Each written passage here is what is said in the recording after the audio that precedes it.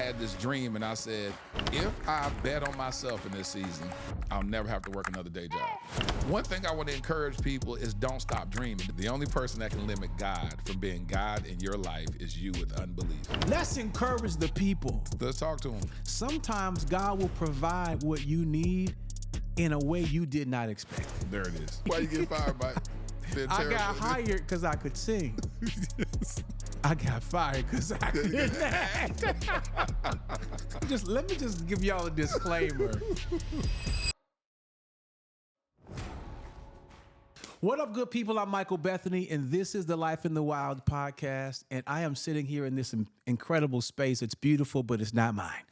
I'll explain in just a moment. But if you're watching, I want to say thank you guys for watching and taking this journey with me. This is technically not season 2, but it is season 2. If you've been following me for a while, you'll know that I started shooting content a long time ago, but we got really serious, and this is really technically our second season. So I don't know what the order will be, but this is a very special podcast because I'm doing this with my friend. I'm with my brother, and we just talked earlier today and realized we've been friends for about 20 years, which is crazy. It just kind of lets you know kind of where I am in life, okay?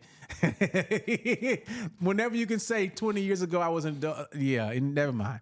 So all that to say, we met when I was, even though we've been knowing each other ever since I was 10. No, that's not true. But I want to introduce him, but I want to just say thank you guys for hanging out with us. Now, listen, if you're hanging out with me on this podcast and you want to go a little bit deeper, check out the show notes. I want you guys to check out the Life in the Wild Tribe community. And we gather there. Every month I do a live mentoring session in that space, and I pour value of all the things I've learned into the people who are gathered there, all the creatives, because this podcast is for creatives, songwriters, worship leaders, influencers, whatever you do in this creative space, because we need a space where we can have conversations that are curated around the spaces that we need help with and that we need to discuss things about. So if you want to hang out with me, go there, michaelbethany.com, click mentorship, and you can go a little bit deeper, or you can click the show notes.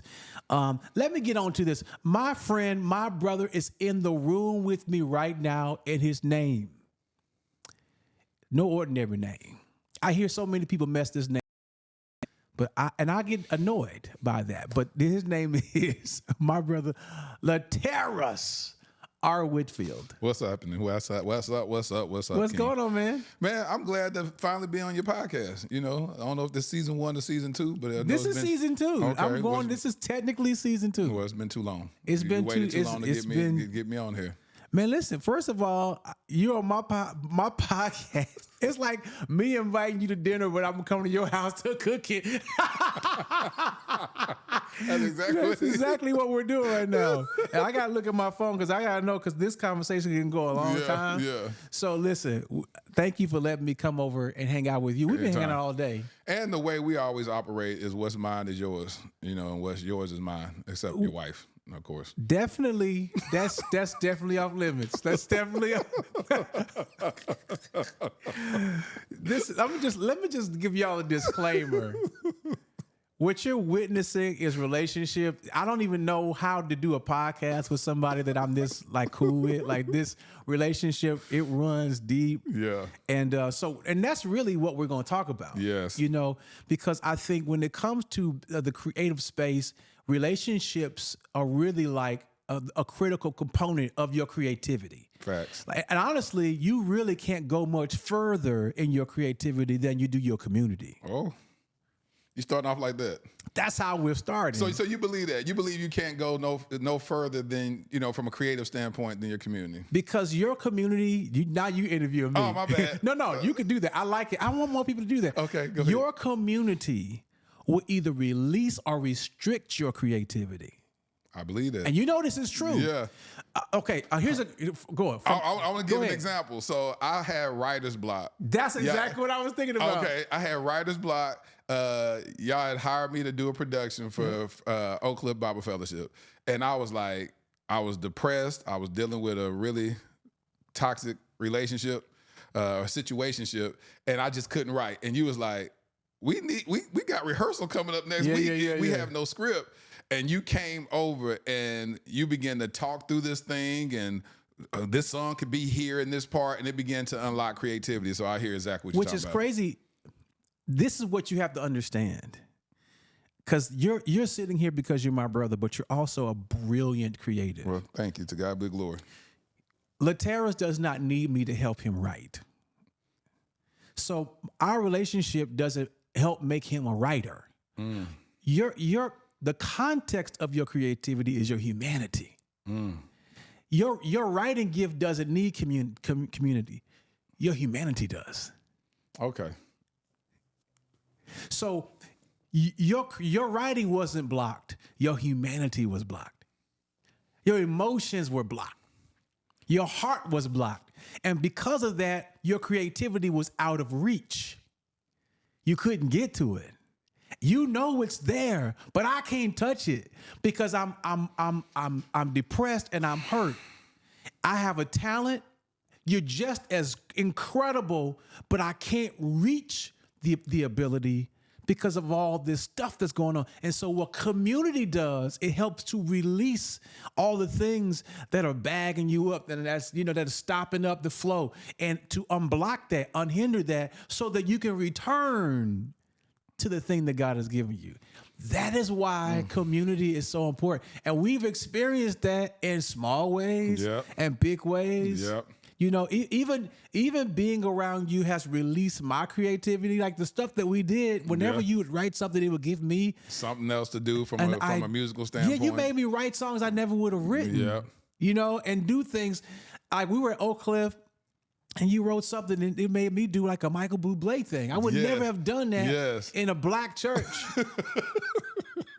You know what I'm saying? Yeah, it's like that was a Christmas production. That was a Christmas thing, and I did that whole thing. I got this cello, and and I had this girl, Carrie did this thing, and I did my thing. What's the little drum thing? What's the little box? Cajon? I don't know. They sitting on the little box. Yeah. They had that going on. And I did this. I'll be home for Christmas. Like stuff I love, but you could never do. I couldn't find a place until I had another creative, right? Yes. So let's start here. We were made in the likeness and image of God. Facts. And so let me just say this, because when we talk about creative people, I think sometimes we all separate that to like, well, that's the folks who sing or dance or write plays. But fundamentally, everybody is creative. Yeah.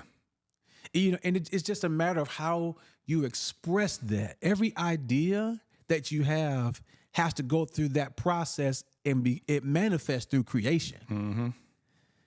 Whether you're cooking, you have a thought, and then you manifest that thought, and it materializes through however you created it. Yeah. But I think there's also a sense in which, like, you think about the arts and how we serve the world.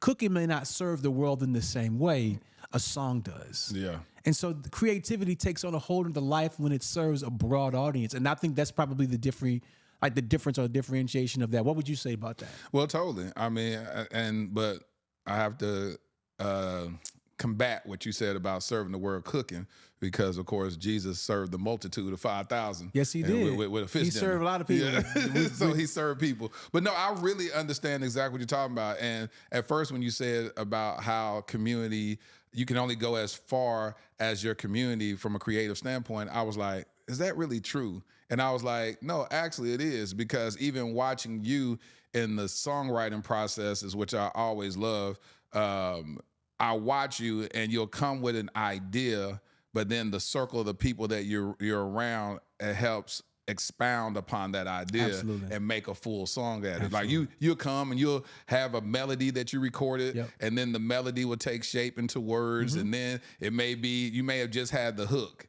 And the hook was just something that you hummed. And then now you got some verses, and now you got the bridge. It's like, I love watching that whole creative process, but I love that also that you're humble enough to be in the room with other brilliant minds to allow that process to take place. And we wrote a song, that was a love song. Yes. Dear Future Wifey. For your podcast. Yeah. And really, when I came to your house, and this is, I mean, we gonna get into the story of who Laterras R. Whitfield is, because our folks, you may not know, and I understand that, but a lot of folks know who this guy is.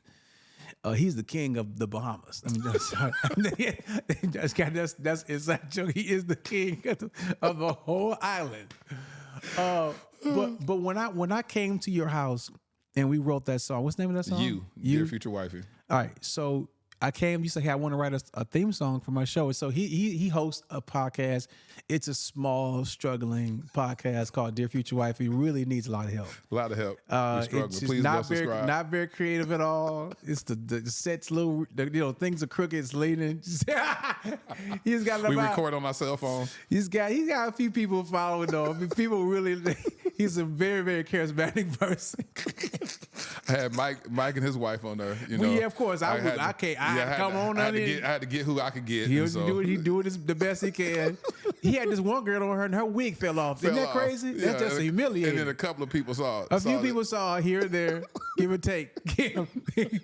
I mean, literally worldwide. 300 million views. Whenever I say, hey, I know Laterras, I will be like, who is Laterras? You remember that girl whose wig fell off? It was like, oh yeah. Oh, that's your friend? That's like, it's like when you come from the hood, nobody remembers anybody's name. It's like, Terry. The musty one. The musty one in third grade. They always stink. He got the third grade. Remember he had the sweat rings. Oh, yeah, I remember. You always talk about the worst thing about that person. The worst thing about them. To be the identifier. All right, I don't know why we're doing this, but, okay, so when I came over to write that song, for your podcast, and this is his whole premise. Well, I'm not going to say what the premise is. Let me tell you my story about what happened about collaboration, how our relationship helped me. You don't know this, even to this day, but I was having a terrible week. So when I got to your house, I couldn't even think straight. I had no creativity whatsoever. I couldn't write anything. I couldn't come up with ideas. I was in a total, messed up. And candid, my wife and I, we had a difference about something. I can't remember what it was. And when you are in covenant, and when you are in covenant, and that covenant is in conflict, it creates a crisis. See, I don't mean to preach, but every now and again, I put those things together. Look, sometimes your covenant will enter into conflict, and when you're in covenant and conflict meets, you have what you would now understand as crisis. But when you have a crisis, then you need Christ. Hello? Look at your neighbor and say, covenant? No, never mind. But man, because we are one, when we're not in agreement, it's disturbing. That's good. So we were really not one in thought. We were one in covenant, but not one in mind. And I had the nerve to have you try to write a love song. And you want me to write a love song. And I'm like, oh my gosh, I was so upset. And it's so crazy because I don't even remember why we were. Most people don't. I have no idea. No, it doesn't they just know even the matter. emotions. They don't even know the reason. Emotions are it's just part of life. That's one of the things about marriage. You learn those emotions as easy as they come and go. Yep. So you never make permanent decisions about temporary emotional states. But I got there and you start talking about what you wanted to write. It's your show. And the more you started talking, something about that clicked for me. Hey guys, I hope you're enjoying this episode. And if you are, I want you to seriously consider becoming a part of our Life in the Wild tribe. That's right. We've got a tribe just for you. If you are a creative, an artist, an influencer, a worship leader, or a musician, and you're looking for a community, searching for a place to grow and become the best version of your creative self, this is the place for you. I want you guys to take advantage of our devotionals, our blogs, and our mentorship Bible studies, curated Bible studies for creative people that cover the topics that affect us most. So click the link in the description below so you can get your free resources. Also, send me an email. I would love to hear your feedback on all the things we're doing at Life in the Wild Podcast. Don't forget to share, like, and please subscribe so we can make an impact in the world together. God bless you. Let's get back to the episode. I started talking about how I would feel to see my future wifey and how I felt like, I've long awaited this moment to take place. And then that's where that second verse started getting birthed. And then it started going back to the first. And then it was just, that song was just taking shape in different pieces and stages. But it's like something opened up in you where you like started getting inspired about I was love. totally inspired. And I was like, this is interesting. But I just thought that it was just natural because you're married. And of course, I'm not going to assume, but a lot of times we feel like, well, married people feel like that all the time. You know what I'm saying? Maybe just all in love, but no, those are stages. But something reignited in you and you began to just go. I mean, absolutely. I love my wife and I'm married and I can relate to that. Yeah. But every day in marriage is not an emotional experience of that kind. Exactly. But the beauty of that moment was my creativity was hindered. It was unlocked by yours. So, I mean, but here's the thing. It's not just about creativity. It's about the relationship. Yep. You know, like, because like you can't benefit from that relationship as much if the relationship has no vulnerability, transparency, trust. Yeah. And, you know, over time we've been through some stuff and we've walked through life together and we've had that. So it has a totally different effect on me to be in the room with you, which is why when I came over your house, it wasn't just a random guy showing up saying, we got to get the script done. It was your brother coming over, hanging out with you. Yeah. And I got some Chick-fil-A and we're just talking and laughing. And at the time, I didn't even know what was going on with you. Didn't know. But we got through it together. So let's just chop this up. Let's tell the folks who Laterras or Whitfield is. Like, maybe start from where you are today. Because if you go far back, we'll be here all day. We're never going to get out of this. Where I am today, I'm the host of the Dear Future Wifey podcast. It's the #1 relationship podcast in the African American community.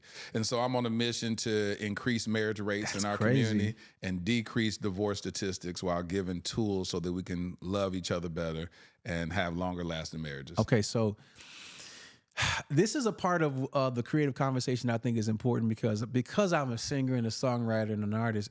Everyone expects like the people that I talk to from a creative standpoint to be singers, songwriters. Yeah. It's like you can sing. I can hum along with you. You are a great tenor in the choir.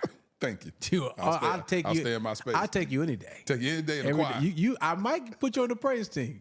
I have to have a couple people with you. Amen. but you could be on my praise team. But the thing is, your brilliance. People have to understand. Like I met Laterras as a playwright. Yeah. And he was not just trying. When I met him, touring shows across the country. He was driving a nice vehicle. He was in a nice downtown high-rise condo. I mean, living his best life. Yeah, at 27, 28 years old. Man. Yeah, I was young. And that was, and I had never, of course, that I had experienced that with Tyler Perry. Yeah. He didn't let me go to his house. Okay, so these just run on random Tyler Perry stories. In another life, I thought I was going to be an actor in these plays, and I was in a Tyler Perry play. What was the name of it? It didn't work out for me. What was the name of it? I've already talked about that in the last season. We don't have to keep going back over this same story about how I got fired.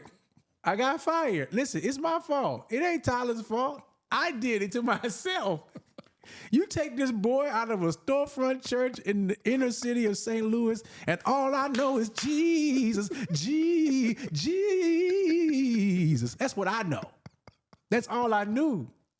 And now all of a sudden I'm out there saying lines like, I want to be the person, like, I'm trying my best, mama. Like, I don't know how to be. Why you get fired, Mike? Because I was terrible. Why, okay. How you get hired for being terrible? I got hired because I could sing. Yes. I got fired because I couldn't act.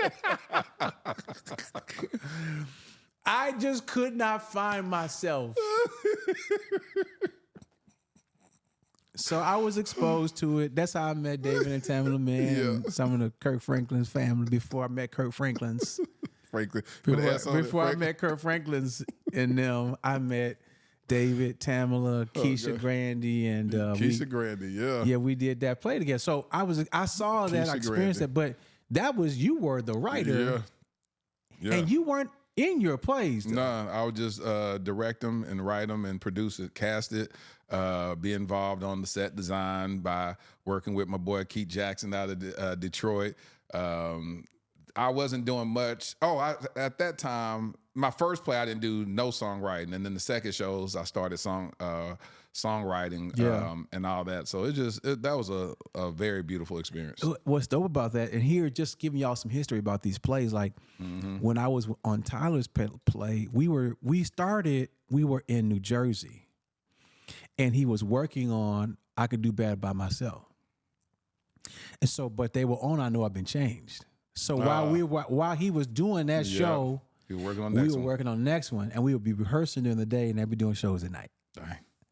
So, but I remember with Elvin Ross was with him back in the day. Elvin Ross, God. And we were in a hotel, and they had a keyboard up, and they would be writing songs. And Tyler Perry, you and Tyler Perry are very similar, like in that way. Like he'd be singing, and you probably won't hear Tyler Perry singing like out anywhere, but he could, he keep a tune and he's singing, and I can see. So when I got with you, I had seen that before. Yeah, like the vision was all encompassing. It just didn't include the script; it included the songs and all the stuff.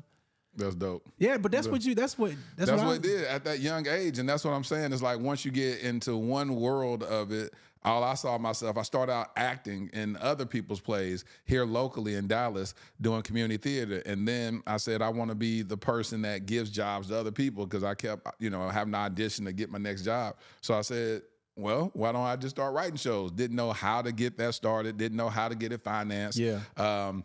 Started volunteering at the Black Cat for Arts and Letters, working backstage, saw the merchandise and the wardrobe cases, and they had Marvelous Entertainment. They had the phone number on it, one of the big promoters back then.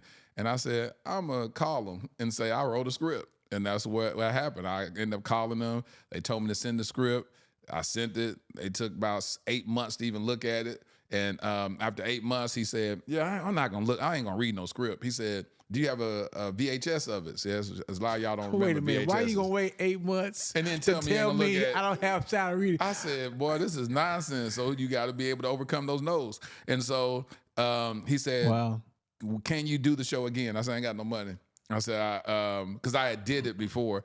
And he said, can you do it again? I said, I don't have no money. He said, how much would it take to do the play? I said, I think it was like $10,000. He said, I'll pay for it. So he sent me the money. I put the show up. He came and saw the show. I invited another promoter just in case he didn't want to do it. I invited Al Watch. And so I brought Al Watch. That's dirty. I know it, but listen. I said, y'all, hey, I you just spent this man's money and brought another promoter to come to the show. But he get first right of refusal. Marvin had first right of refusal, but they saw each other in the lobby, and it worked perfectly because they saw each other. And then Al walked up to me and said, Marvin don't know what to do with a show like this. He said, if he doesn't sign you with this play, come call me and I'll sign you. And then so Marvin was like, well, Al, maybe we can do it together. He's like, nah, you don't spend enough money. He did them like that. You don't spend enough money on your productions. So I was sitting there. So then now the shot clock is done. So the show was on a Saturday. Monday, I called him, hey, what you gonna do? Because I'm gonna go run over here. Oh, no, just wait. I'm gonna do it. In about, 48 hours, he ended up signing me to a contract. You know what I'm saying? And I was 24 years old at that time. I was 24 years old, had my first play on national tour, broke. I just got fired at the Dallas Morning News.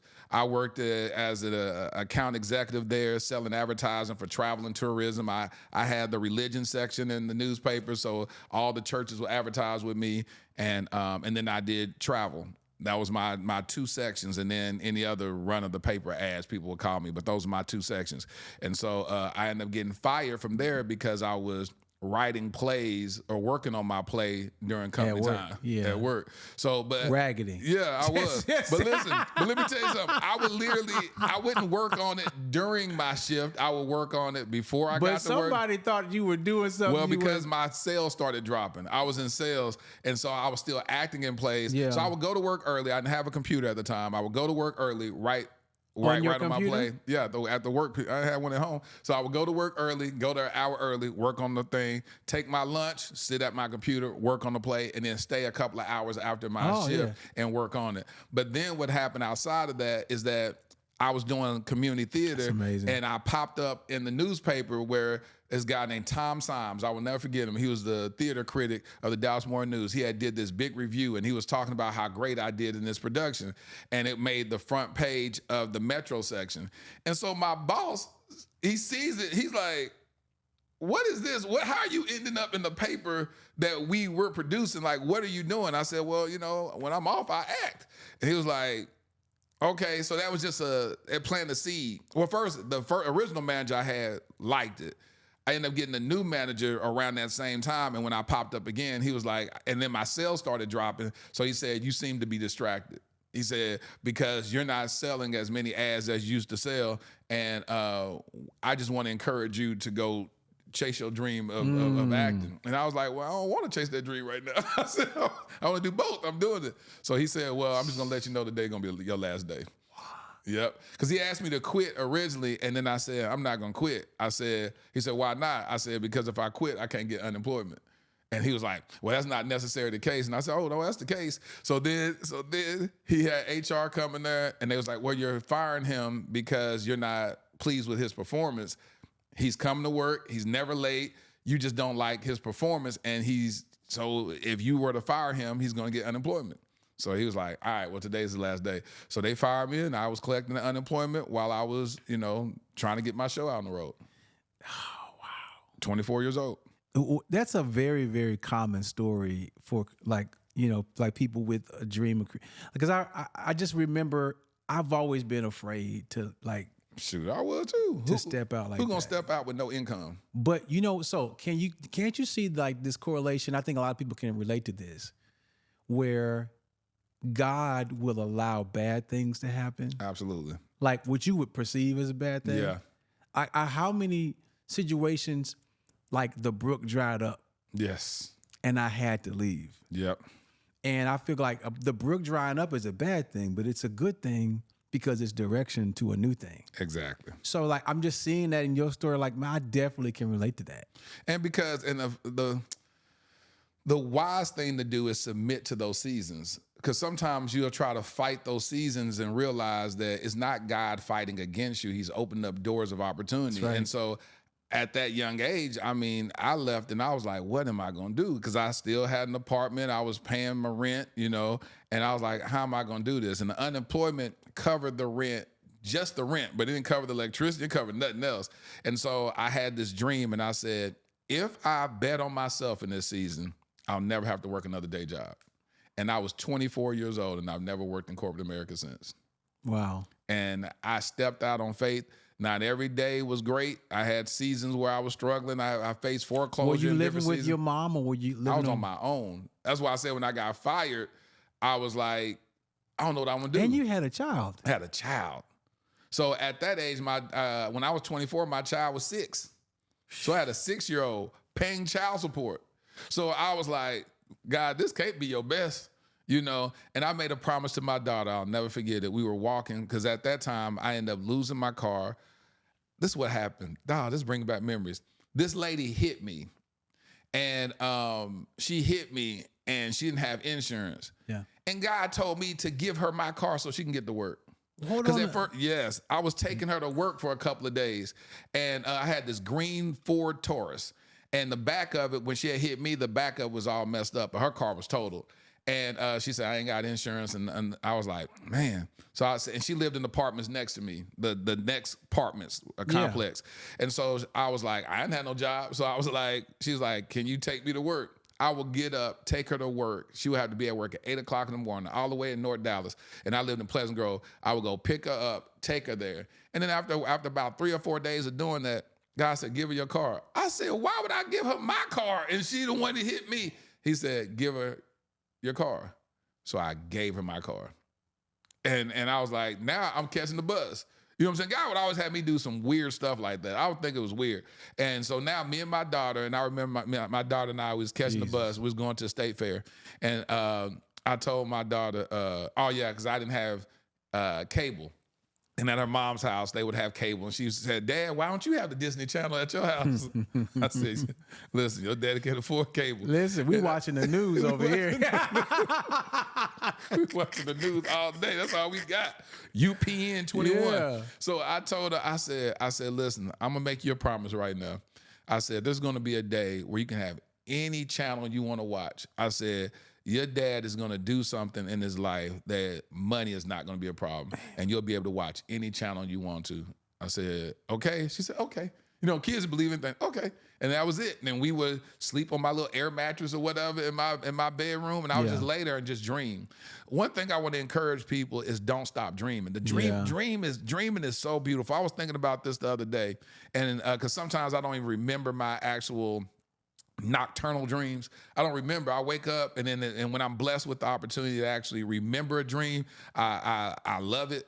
But I believe that can be synonymous to some of the dreams that we've forgotten that we had as kids, as teenagers, as young adults. And we allow life to get involved. We allow kids, we allow spouses to come into our life. And then you have abandoned your dreams.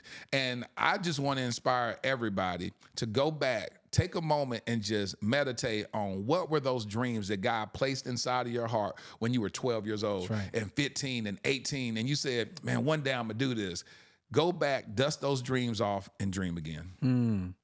Man, I just think it's inspiring how you like stepped out. Well, you got fired. Yep. You didn't step out. I got pushed out. But you had to like live in this space of crazy faith. Oh, I did. Like you were, it's like walking on water. Like it's unstable, unpredictable, and it's dangerous. Especially when you come home and you see a notice on your door for eviction. And I was like, God, and my dad, I was the one that always loaned my dad money. And then he never, ever gave me money. And I asked him, I said, Dad, I need to borrow some money. I said, my rent was $425 a month. And I had been behind like 2 months. So with late fees, it was like $1,000 or like $1,050 or something. It was like that. And I said, I need it. He said, why don't you get a job? I said, I'm trying to get a job. And that's the other thing about it. I started trying to get a job. Nobody would hire me. I remember this one job I was trying to get. Man, I was trying to get a job at AT&T. That was my dream job. I said, if I can get this job at AT&T, I think they was paying like $17.50 like a call an hour. center or something? Yes. Or? Okay. And I wanted it so bad because that's what my background was. And so I had did the test. I did the typing test. I passed it. I did the phone interview. I scored like a 98 on it or something. They was like, wow, like you scored amazing. Like it was so great. Yeah. And I was just waiting for them to call me. They said everything was great. They said, you should be getting a call. We're going to start hiring in the next 30 days. I would call. Ain't nobody to talk to, but you be trying to call them numbers and be like, hey, HR, hey, I just following up on my application. When I didn't get that job, I knew I wasn't supposed to work because they all said, you're going to get hired. The mother of my child worked there, and she said, you made what on that test? She said, people don't normally make no test. She said she made like an 80-something. I made like a 98. And she said, oh, yeah, they're going to hire you. They're going to hire you. So I'm like, yeah, I'm hired. They're going to get my money. I'm going to catch up on my bills. I'm going to get this. No phone call, no hiring. And I remember just sitting in my room, and I just cried. I said, God, this don't feel good. Like this, I'm not no lazy person. I'm trying to work. And it didn't work all the way down to the point to where I saw an eviction notice on my door. And then I said, well, I only got one option. I'm going to ask my dad to just loan me some money. And I asked him, and he told me no. But then later on that day, he came with a money order and said, here. And when I say that's a miracle, because my dad, actually, first of all, he don't be having money at all. And then second of all, for him to actually give me money and say, because I don't even know if he told me to pay him back. He just brought it to me. And I was like, and I went and got my, listen, they already had eviction. I had to go to court and say I paid. It was like done. And when he gave me the money, it was after they gave me the 5-day grace. They already filed eviction, and then they say you got 5 days to vacate the premises. And so that's when he ended up giving me the money. And so I went to the front office. I said, can y'all accept the money? They said, absolutely. You've always been a great tenant. They accepted the money, but I had an eviction on my record until I bought my house, when I got my house when I was like 28 or something. And so I had eviction on my record, even though I stayed in the same apartments that I quote unquote had evicted from. And but yeah, that happened when I was about 22, 23. And then National Play started at 24. But just being like, I want to be like responsible with how we talk about this. Like, cause one of the things I recall in this space, and just, I don't mean to keep talking about Tyler Perry, but it just reminds me that when he was firing me, we were sitting in his room. He was telling me, he was encouraging me. This is getting worse and worse. He's encouraging me when he fired you, while telling me, I do not want you in this play. But this is what he told me. He says, because I quit my job. Yep. I was an electrical designer. I left Heidemann and Associates to do this. And he told me, he says, never be afraid to do this again. I just want you to remember that. I know this is going to be challenging for you, but don't be afraid to take this step again. And, you know, just remembering that, and I've had to do that. Yep, sure did. Again. Yep. It wasn't to be an actor, because I'm terrible at it, obviously. You got better over But I'm the years. probably pretty amazing now. Actually. Yeah. No, that's not just Jeff got good, though. Well, much better than you know, because I was a kid. But I think that I just remember him telling me that. But here's just being responsible. Like, you were trying to get a job. It was God's providence. Yeah. That was blocking that type of provision, because he had something else for you. He provided for you. I think as a creative, a lot of creative folks, like in music or whatever it is, sometimes we are just lazy. Yep.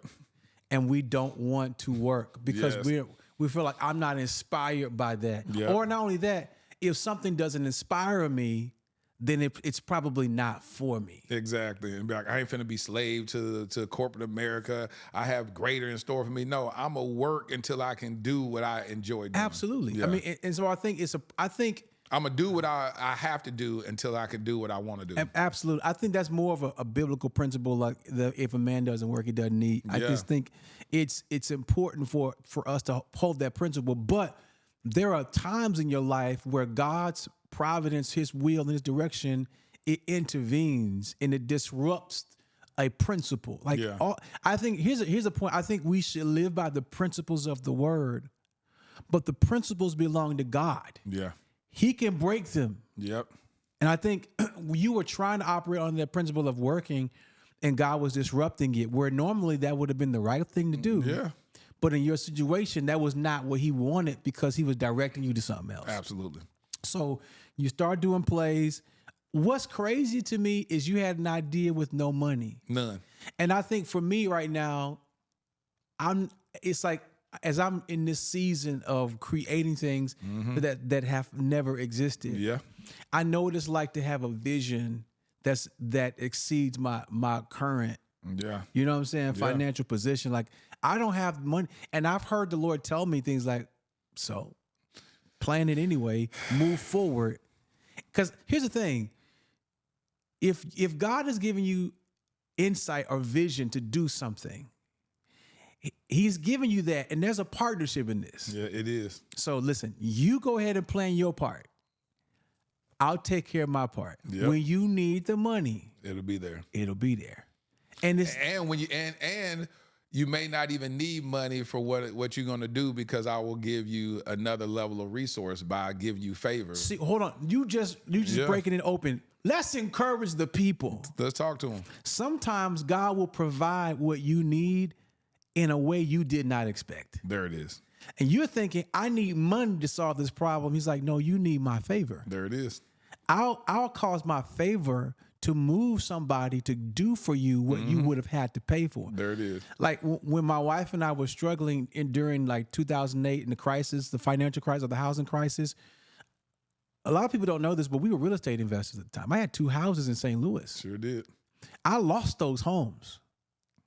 I had to file bankruptcy. As a matter of fact, I was in a position because both of my tenants left during the crisis.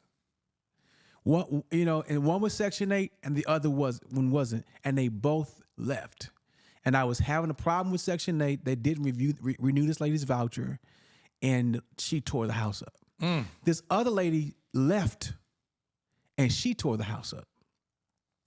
So I knew I have to file bankruptcy. I'm not going to make it. So in that situation, it's like in that crisis, it's traumatizing even to think back on. Yeah. But I just thinking back on that, I remember where I was, and everybody they were getting these loan deferments or these programs and so I was trying to get that. Yep. And all I wanted, I was praying, Lord, let the bank just modify my loan. I prayed for a loan modification. Me and a friend, we went to the same program for NACA. It was at a church, and we both applied on the same day. She got her modification. They denied mine. And I had to apply, and eventually they told me, we can't do yours, because NACA was really just, they were lobbying in D.C. to make the mortgage companies give us modifications. Where my bank was Chase, and they wouldn't do it. They were like, we're not caving to that. Yeah. Wells Fargo, my friend, when she was at Wells Fargo, they did it, and Chase would not cooperate.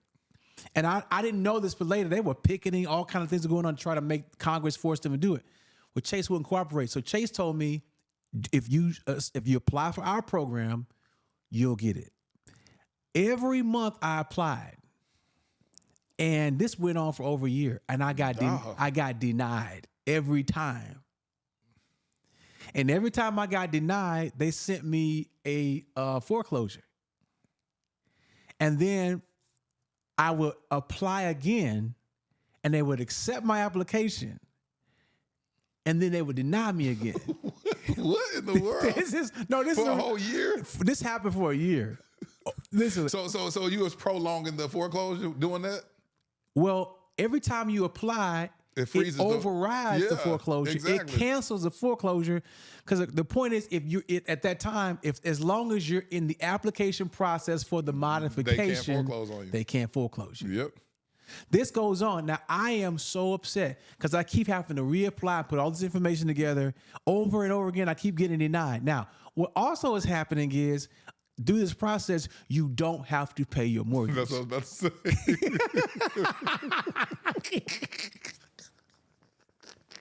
But I'm praying, Lord, let them accept this so I can pay my mortgage. And eventually the Lord says, Dummy, you nut.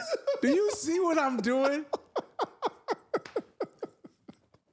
I'm just by shuffling paperwork around, I'm giving you your house for free. Exactly.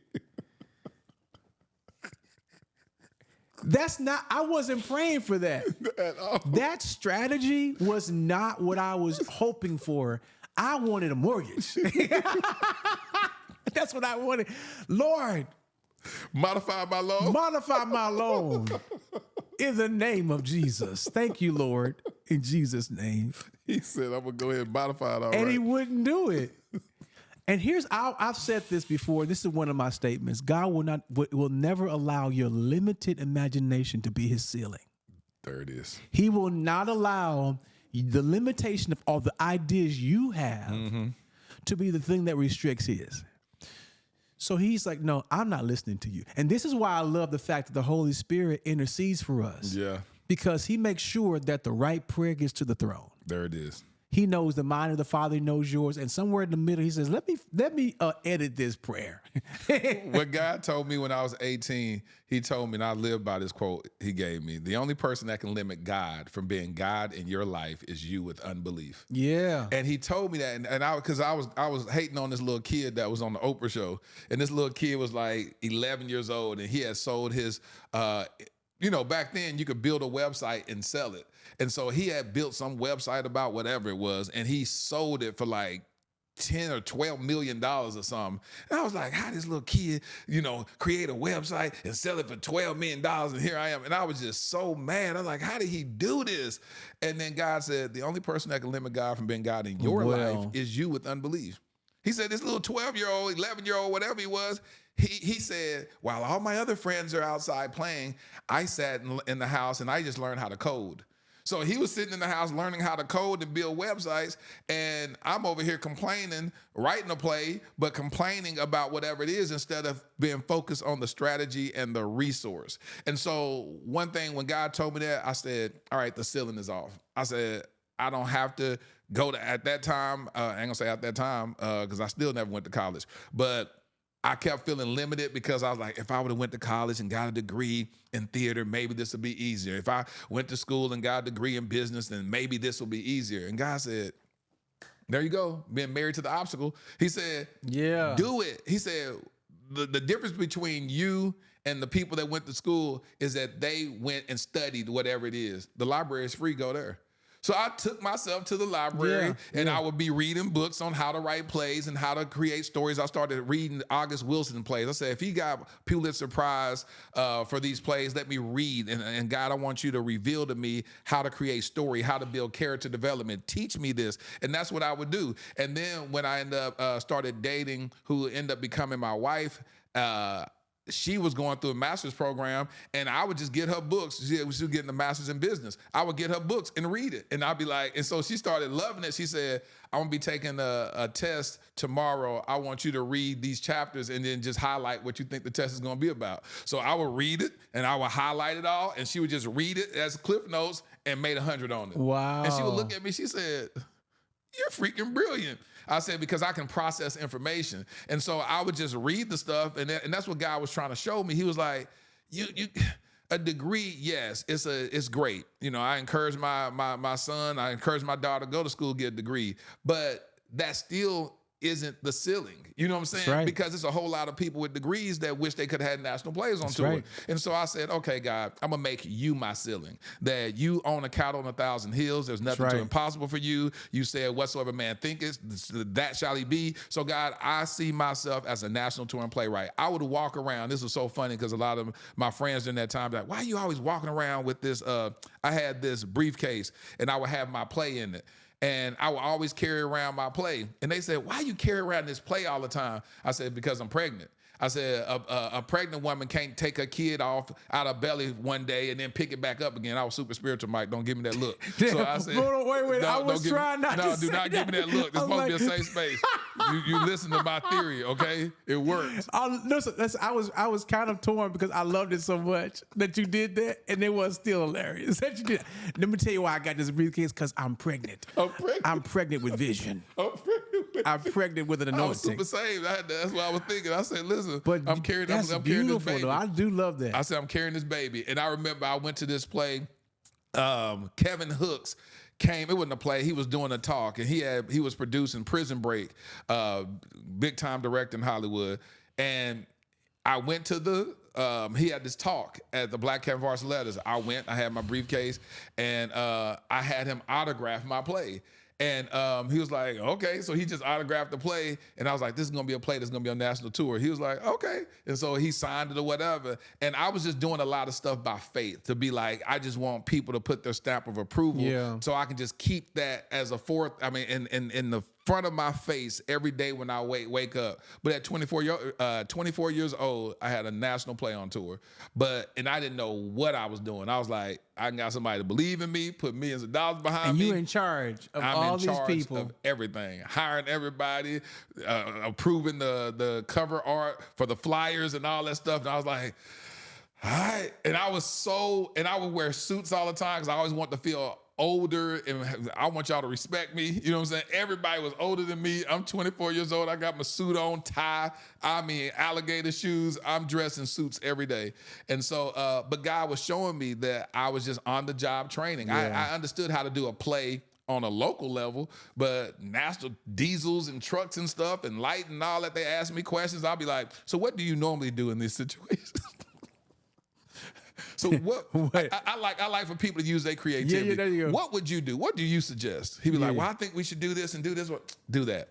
Do that. So I don't know what a gobo is. I don't know what intelligent like this. I was thinking about this, but before, you know what? Let me hear your idea. I'm an open-minded leader. I'm open-minded. This is how I'm open-minded. As a creative, I love that idea. That's really kind of smart. Like, you know what? I love that you said that. Run with that. Get back with me. Let me know how it's going. But like, okay, now he said he's gonna watch everything he does because I don't know what he's talking about. I don't know. All right, so like, okay, this is a rabbit trail.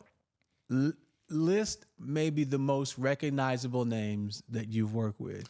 Recognizable in plays. Because a lot of people from mainstream television. I did a show with Judge Greg Mathis, Tisha Campbell Owens, Casey and JoJo. Casey and JoJo? They was in the show. It was a mess. They were just let's not talk about them. Casey and JoJo. Leave it alone. I had Casey and JoJo. Had Lenny Williams. Y'all know him from the big song. That's Lenny? Okay. Yeah, Lenny Williams. I had him in there. Had Dottie Peoples. Shantae Moore. Kenny Lattimore. Tashina Arnold. Wow. Carl Payne. I had everybody. I worked with everybody from the show Martin in various plays except for Martin Lawrence. I had Tommy Ford in the play before. I had Tisha Campbell, Tashina Arnold, and Carl Payne, who just always stayed as one of my close friends or whatever.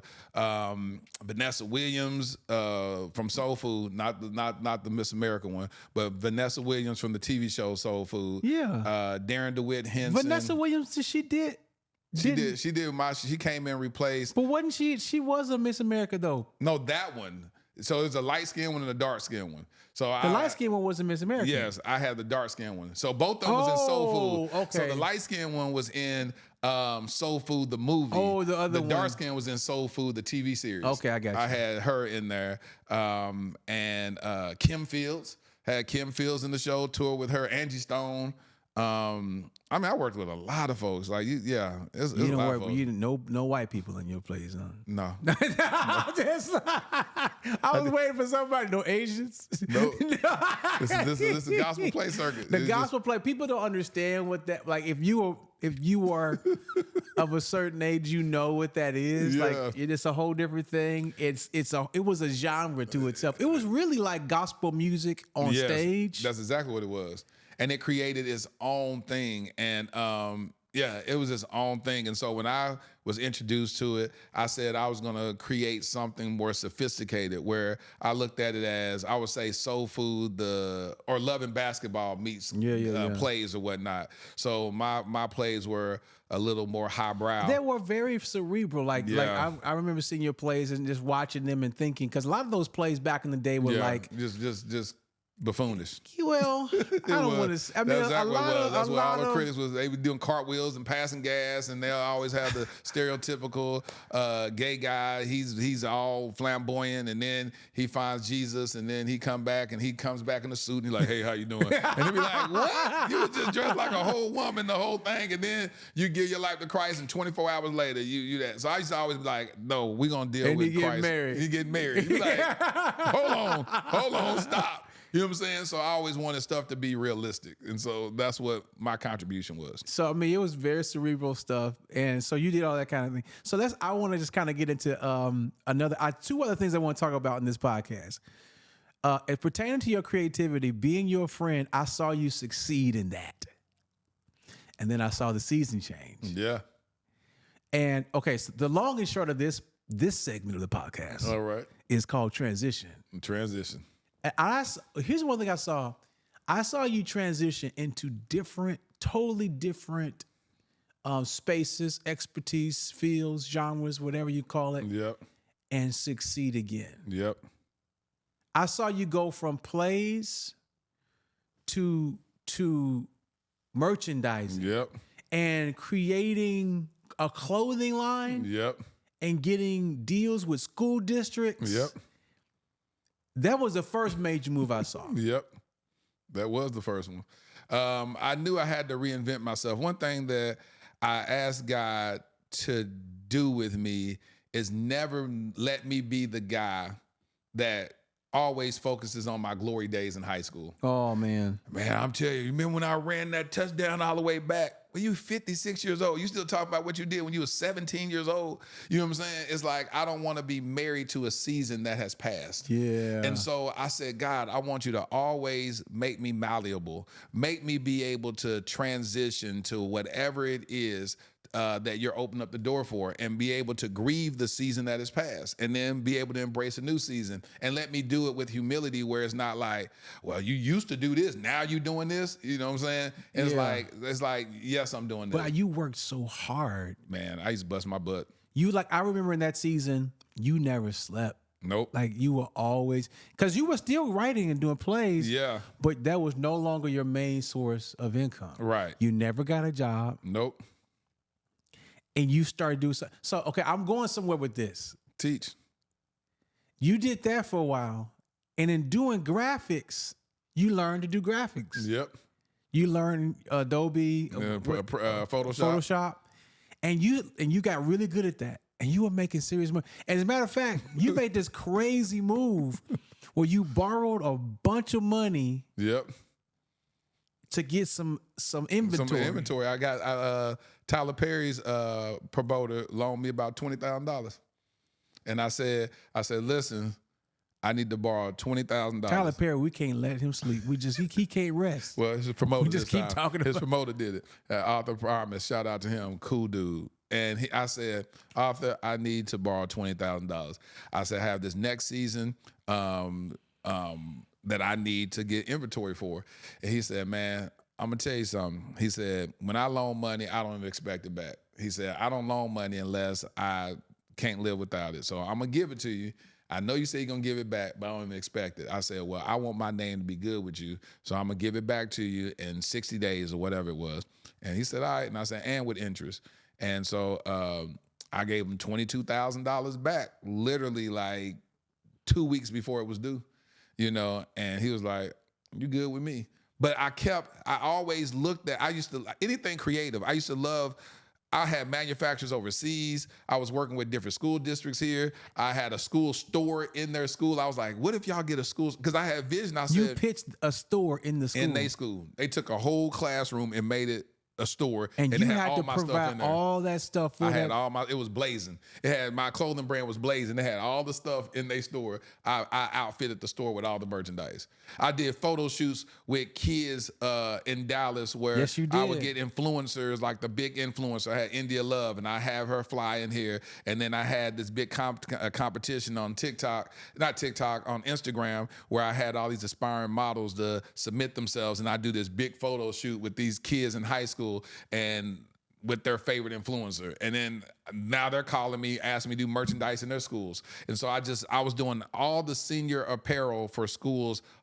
Man, so many schools around DFW Metroplex. And then I did some stuff for some schools in New York or whatnot. But and I'll be up in the middle of the night talking to manufacturers because people in China, while we sleeping, they up. So I'm doing these full shifts. Then I got me a heat pressing thing where I'm pressing rhinestones on shirts and doing all that. I turned when my daughter went out to college, I turned her room into a little sweatshop with me. I'm sitting up here pressing shirts up and stuff. Wow. It was just, I have no quit in me. You know what I'm saying? And I always saw myself like, this would be great. This is fun. And I never do anything that I don't enjoy doing. Yeah. That's the other thing. That's the reason why when people, you won't be embarrassed by the next iteration of your life if you're doing what you enjoy doing. No one can take that joy away from you. I enjoy doing it.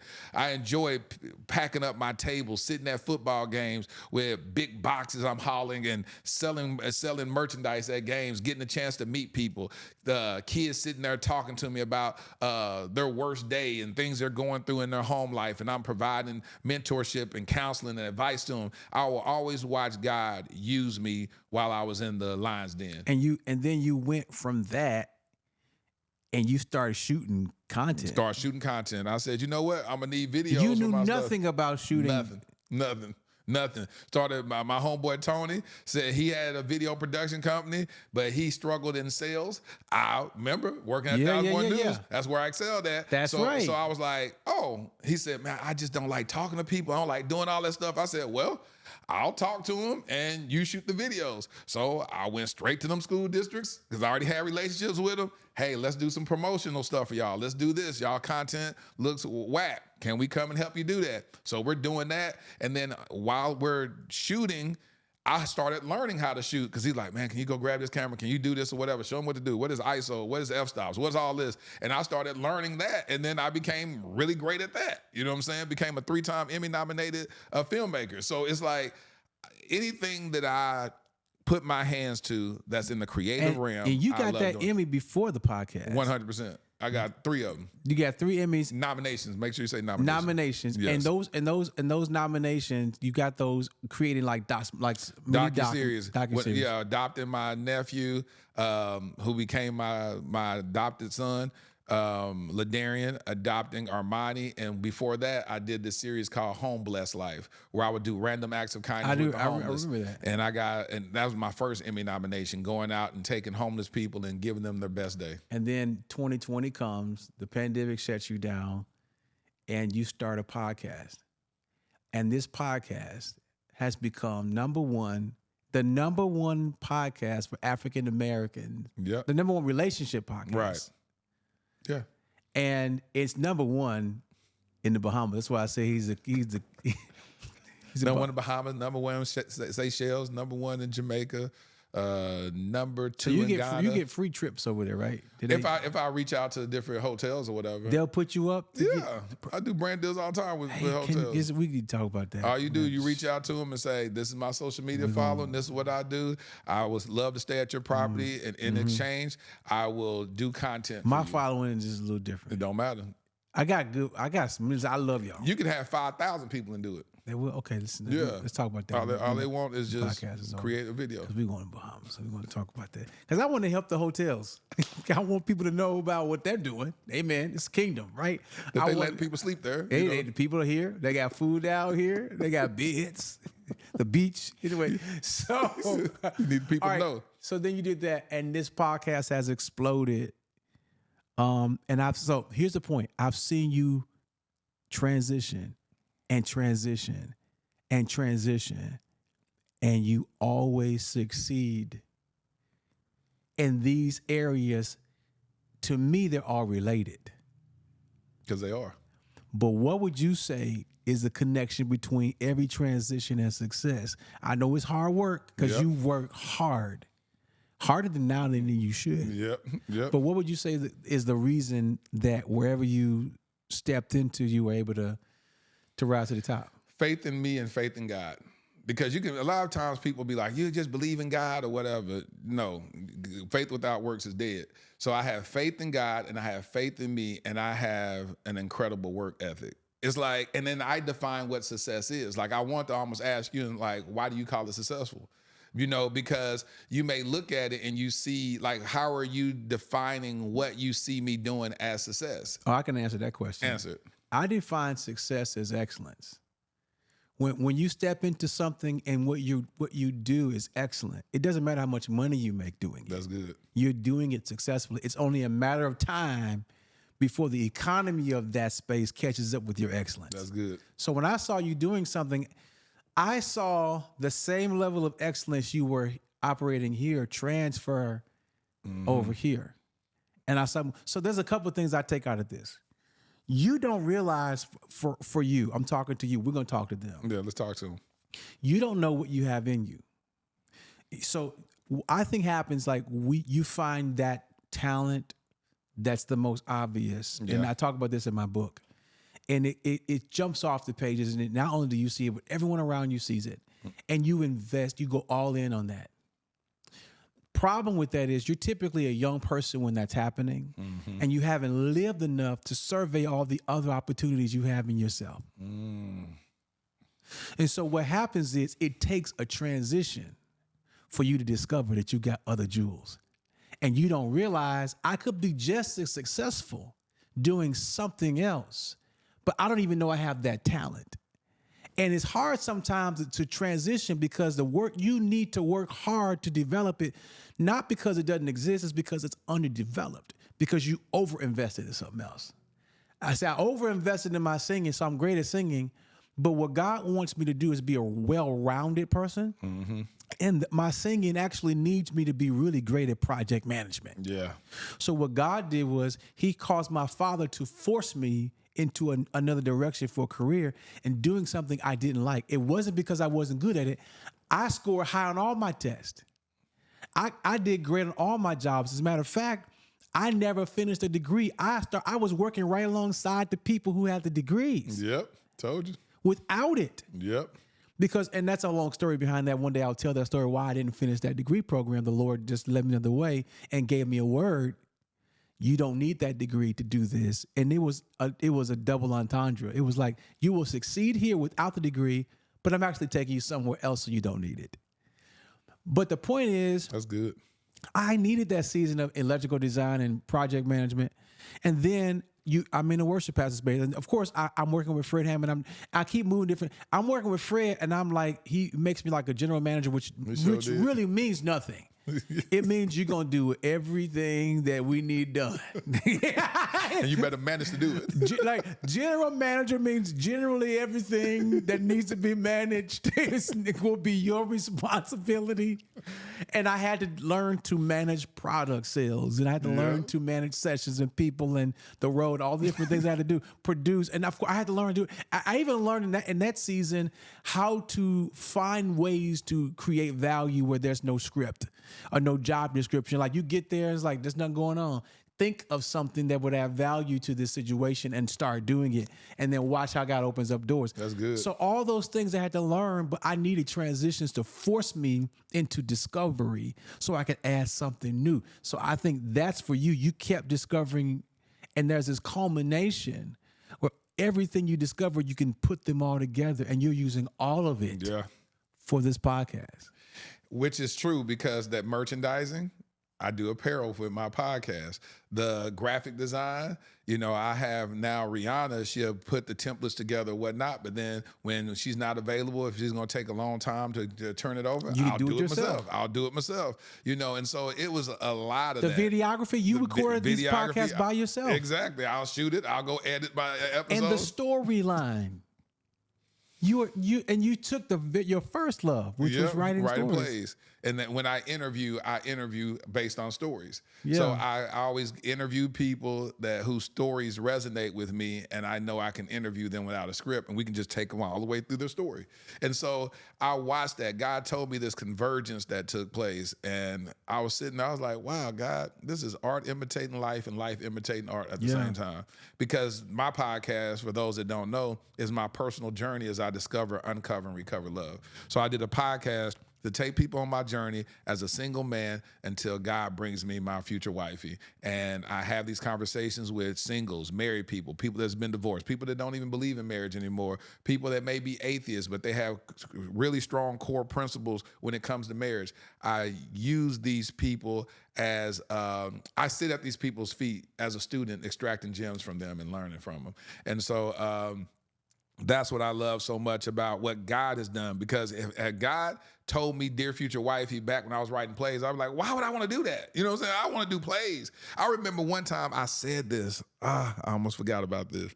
I said, it was a season where it was hard to get a play on tour. I said, I told a friend this. I said, if I never get a chance to tour another play, my life has no purpose. I said, God might as well take me off the face of this earth. I have no purpose. I have nothing to do on this earth. This is what I was placed on this earth to do. And if I can never get another play on tour, then just take me off this earth. And how short-sighted that is. 100%. I'm 28 years old. You were selling yourself so short because your greatest work would never be plays. Ever. It's just like, listen, ain't no plays. There are plays. There's still theater. Yeah.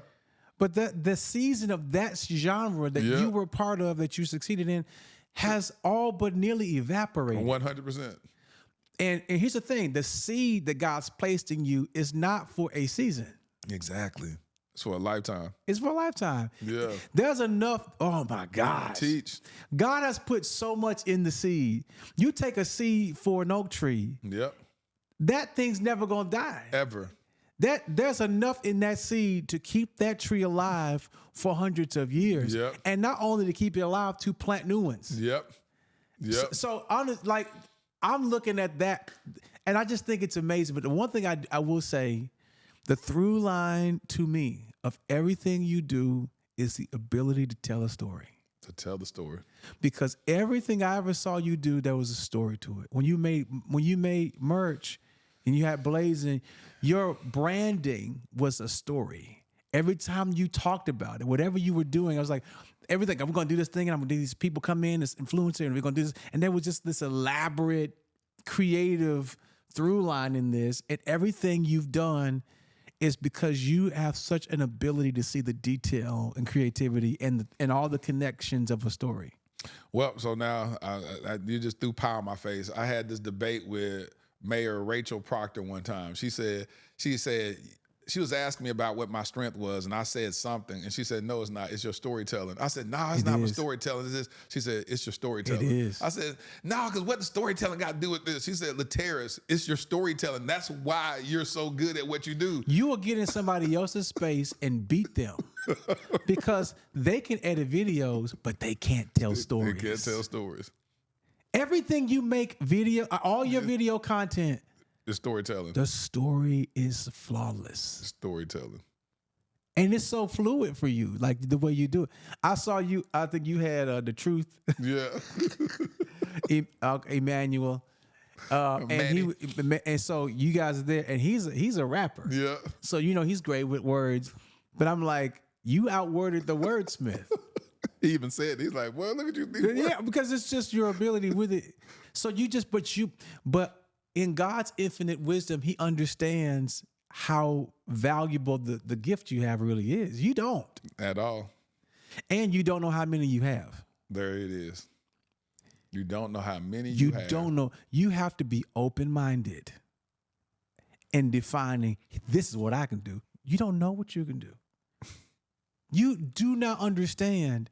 I can give you ingredients to put on the table and let 4 different cooks or chefs see it. One person sees a cake, somebody else sees pancakes, somebody else sees crepes, and somebody else sees a souffle. Yeah. and it's like, I wasn't thinking of none of those things with these things. It's like, well, it's just eggs and flowers and this. That's a souffle. I was like, okay.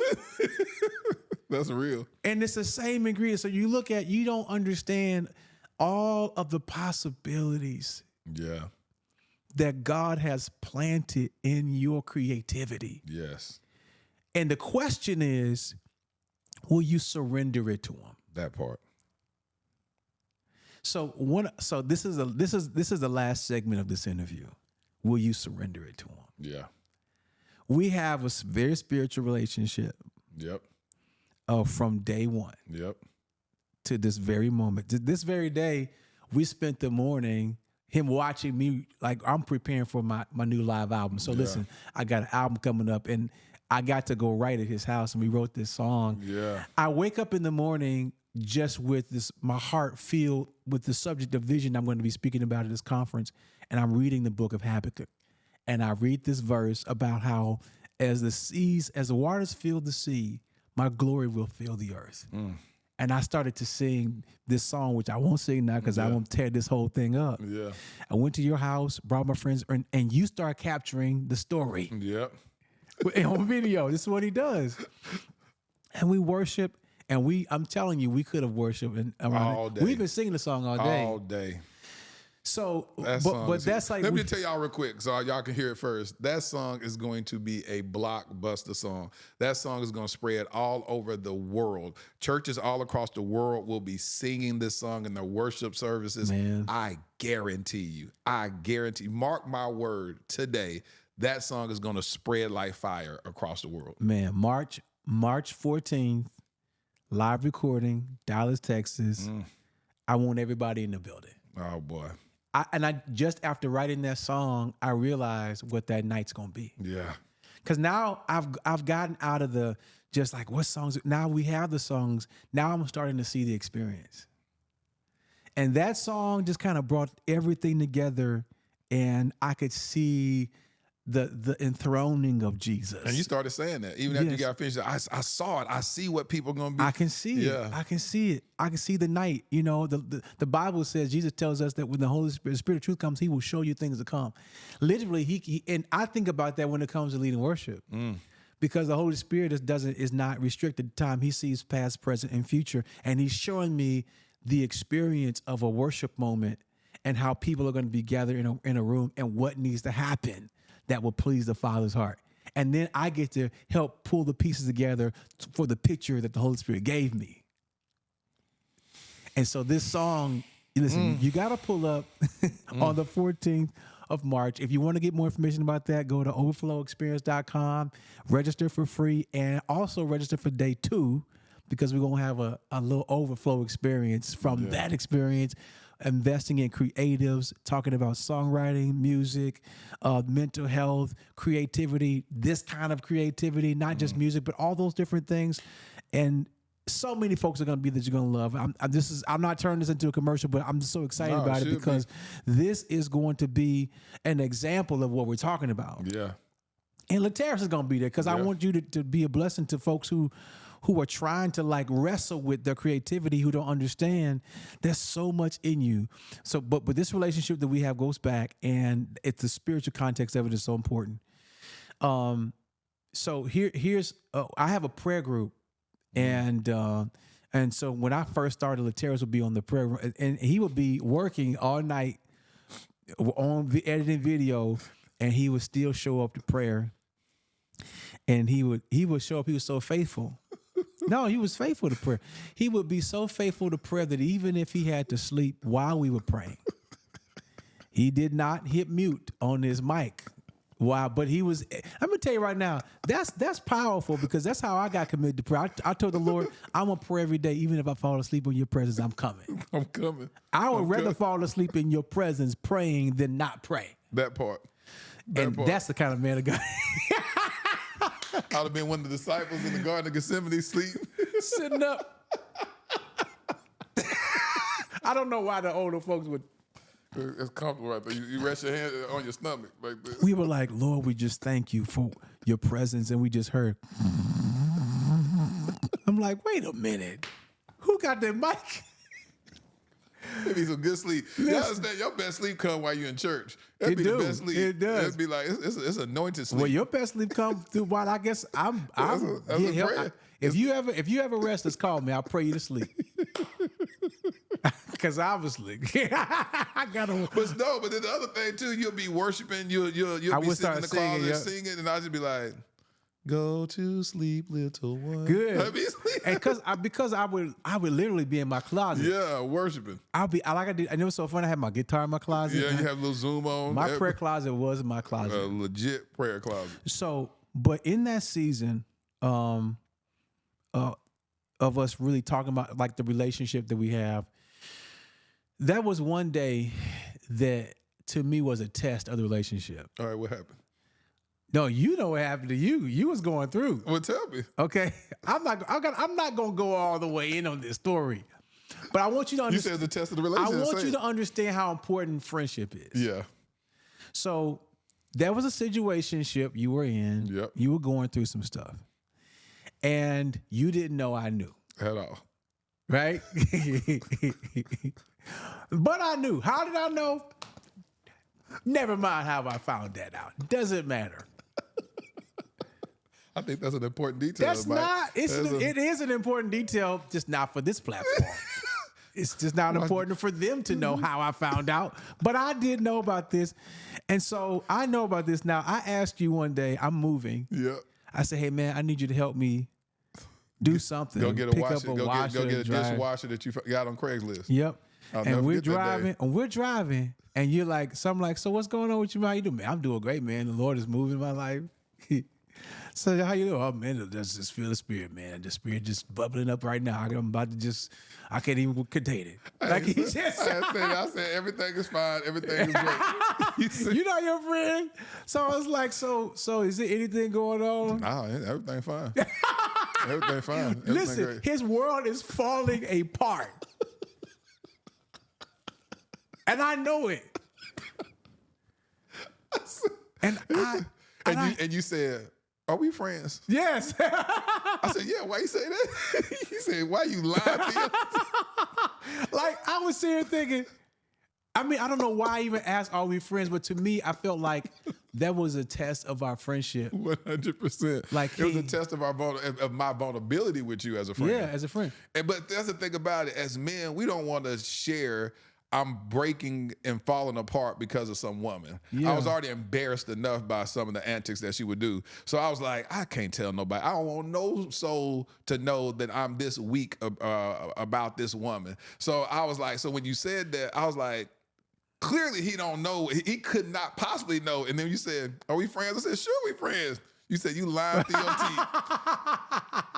I said... I just looked out the window. I was so bashful. I was looking out the window driving. I was like, man, this man know everything going on. Listen, I didn't know everything, but I knew what's going on. Been there. But here was a crazy thing. At that moment, it was like really a moment of where our friendship would be tested to me, because I'm like, even from my side of it, should I open this up? Should I? Because this could embarrass him, and if he gets angry, it could. You know what I'm saying? It could put our friendship at risk. I am driving, and we may drive off. I think he'll crash it or nothing. You know, he mad, but he ain't gonna hurt himself. He gonna put me out the car, and you just listen. Get your washing machine out the. You get out my car. You and your dishwasher. Your dishwasher. You and your dishwasher. Get out of here. You and your Listen, dishwasher. how am I gonna take this? Put it. You figure it out. I'll help you get out the truck, but you gonna ride in my car. Call me a lie. So I'm like, but to me, I was like. But I stepped in that moment. I made a decision. Like, I believe in our friendship. Yep. I'm gonna call him out on this, as you should every time.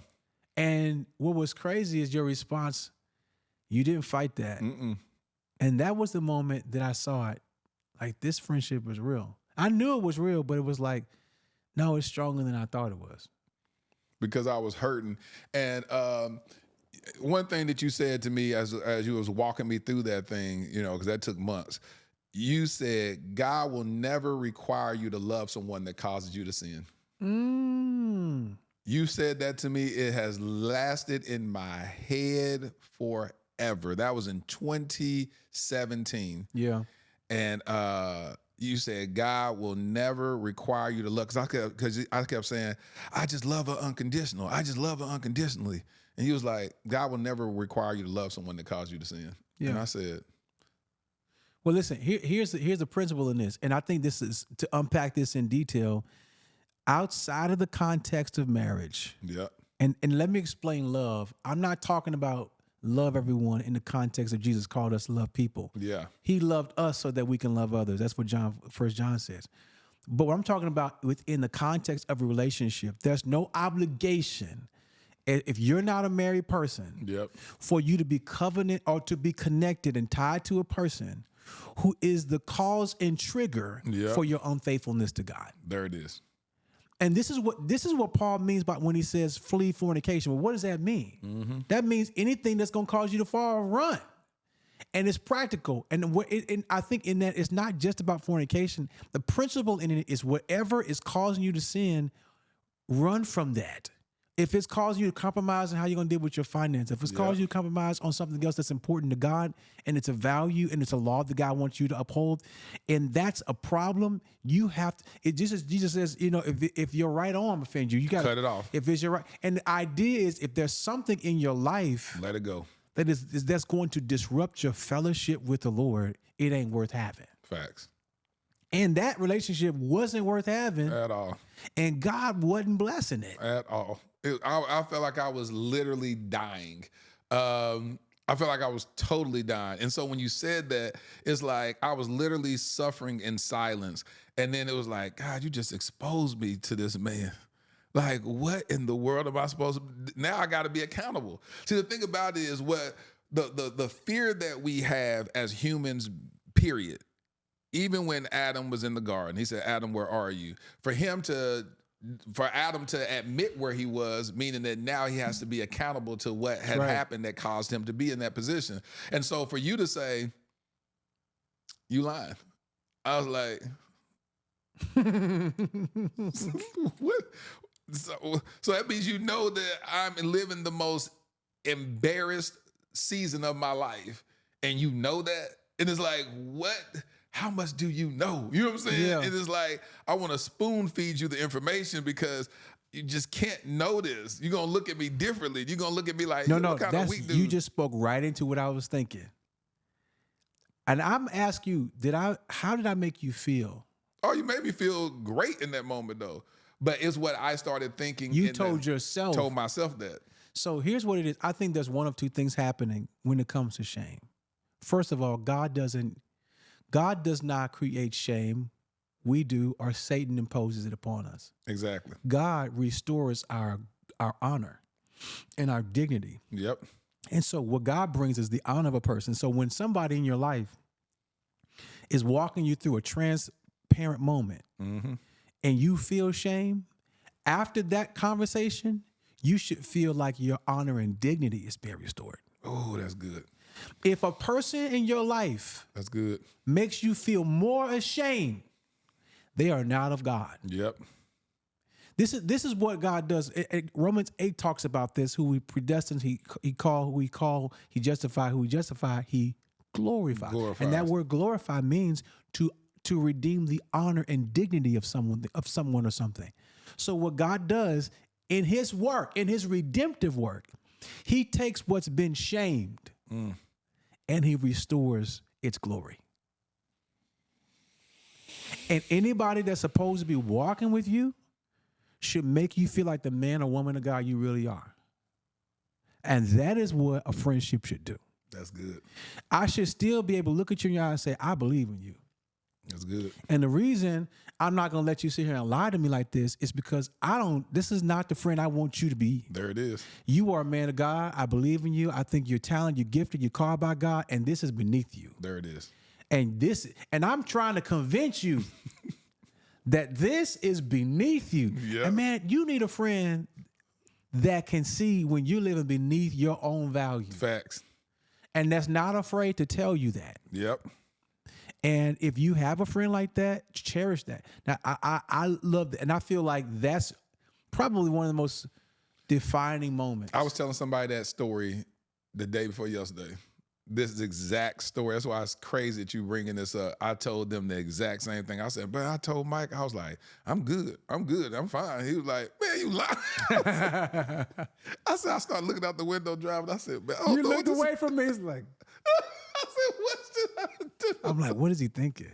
I said, he know, because that's the thing about it. I never shared it. I was like, I am going to love this person to restoration while it was tearing me apart. That's why when you said God would never require you to love somebody that caused you to sin, is because reason why that resonated with me is because everything that I was doing it became toxic. Everything that I kept, and I'm trying to force somebody to treat me right instead of just saying, leave him alone. Like now the way I live, it'd be like, you know what, bye, we good. And I use that example and that situation and that story and that situationship as the foundation of saying, don't you ever let nobody treat you like that. Because at the end of the day, while we're thinking, and this is to anybody that's out there where you find yourself tethered to the heart of toxicity, you're tethered to it and you don't even know how to break away. You believe you've invested so much into that relationship or situationship or friendship or even some family members that you go, they're destroying me. You gotta unhook that tether and just say, absolutely. listen, I'm gonna bless you with goodbye. I'm gonna let you have this season. You going about yourself. You're going because you're destroying me in the process. And so what happens is sometimes we feel like we're giving up. And I'm the type of person, especially just coming out of my marriage, I was like, I filed for divorce in my marriage. My marriage failed. I can't fail another time. And they always say, and I don't know what statistics they go by, but they say most of the time the relationship you get into after a divorce be the wrong one because you're trying so busy, you're trying so hard to try to fix what was broken in the other part, and now you're chasing the 20 and the 80% you're overlooking. You like, this person is not even aligned with what I desire, but they're giving me this that was lacking in the other relationship I had, so I'm just gonna hold on to that. And then God like, are you serious? You don't realize how terrible this is. But I think for all of us, and what you're saying is so humbling because it takes two people to walk through that. 100%. And so I really want to speak to something that I think is important in this moment because I think people watching this be like, yeah, I'm with this person. They're terrible. They're toxic. They're toxic for me.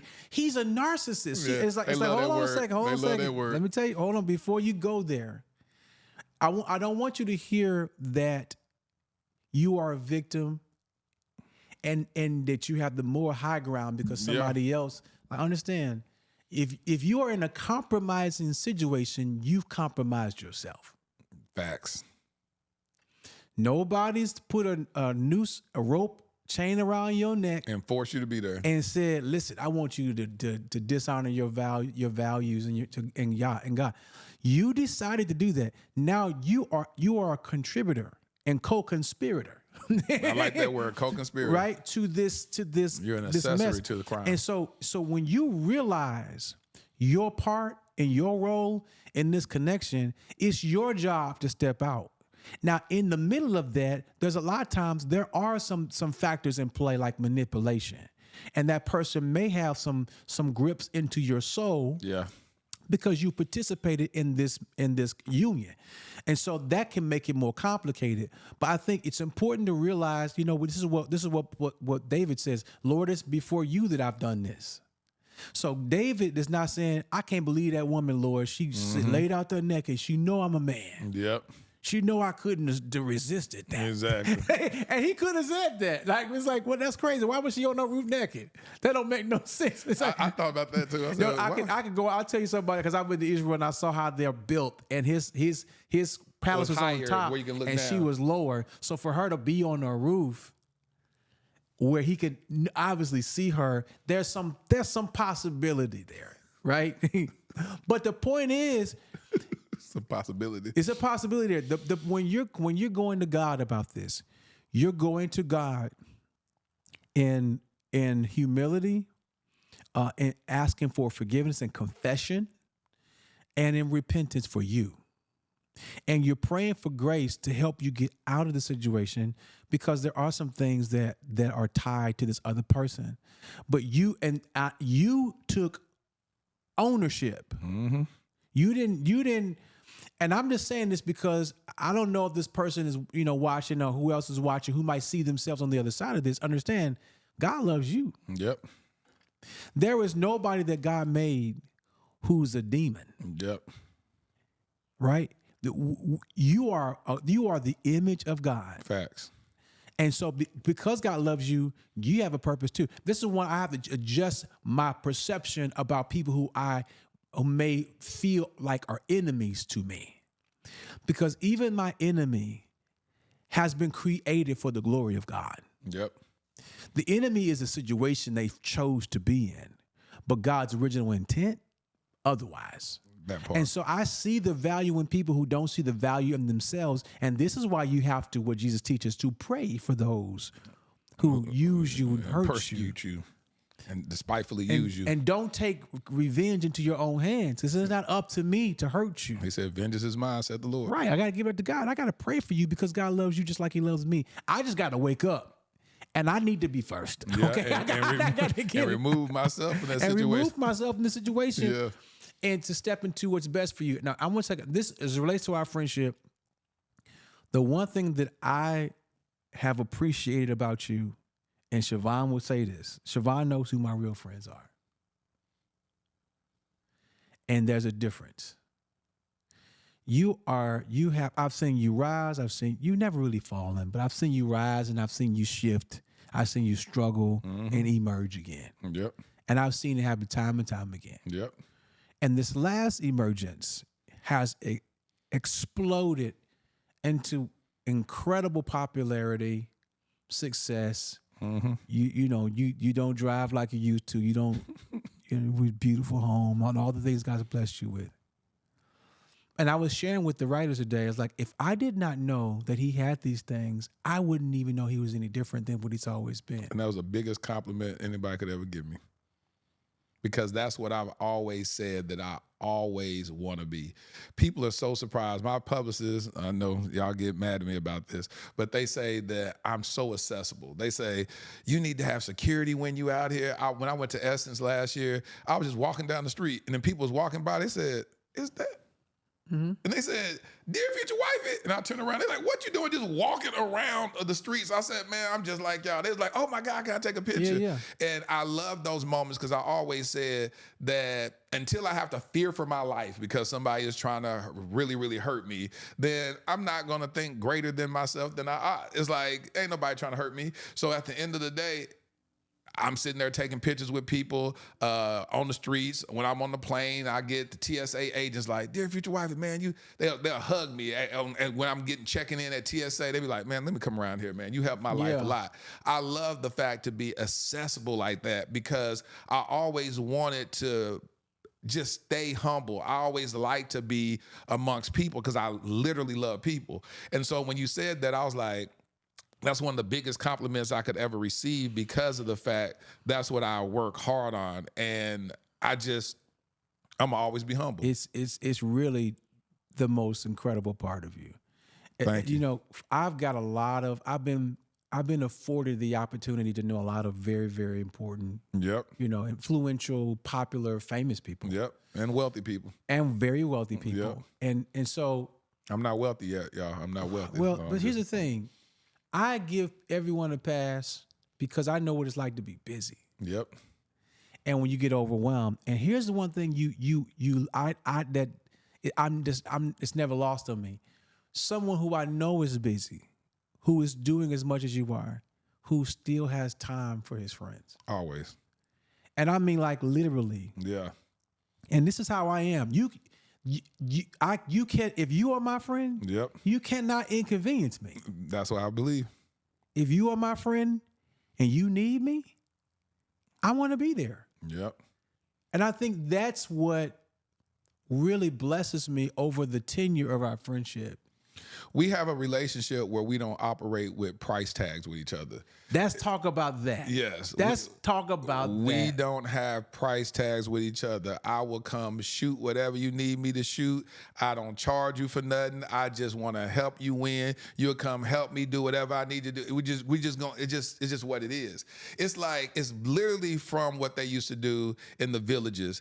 If you're a hunter, I'm a gardener. Yes. You go get me some meat.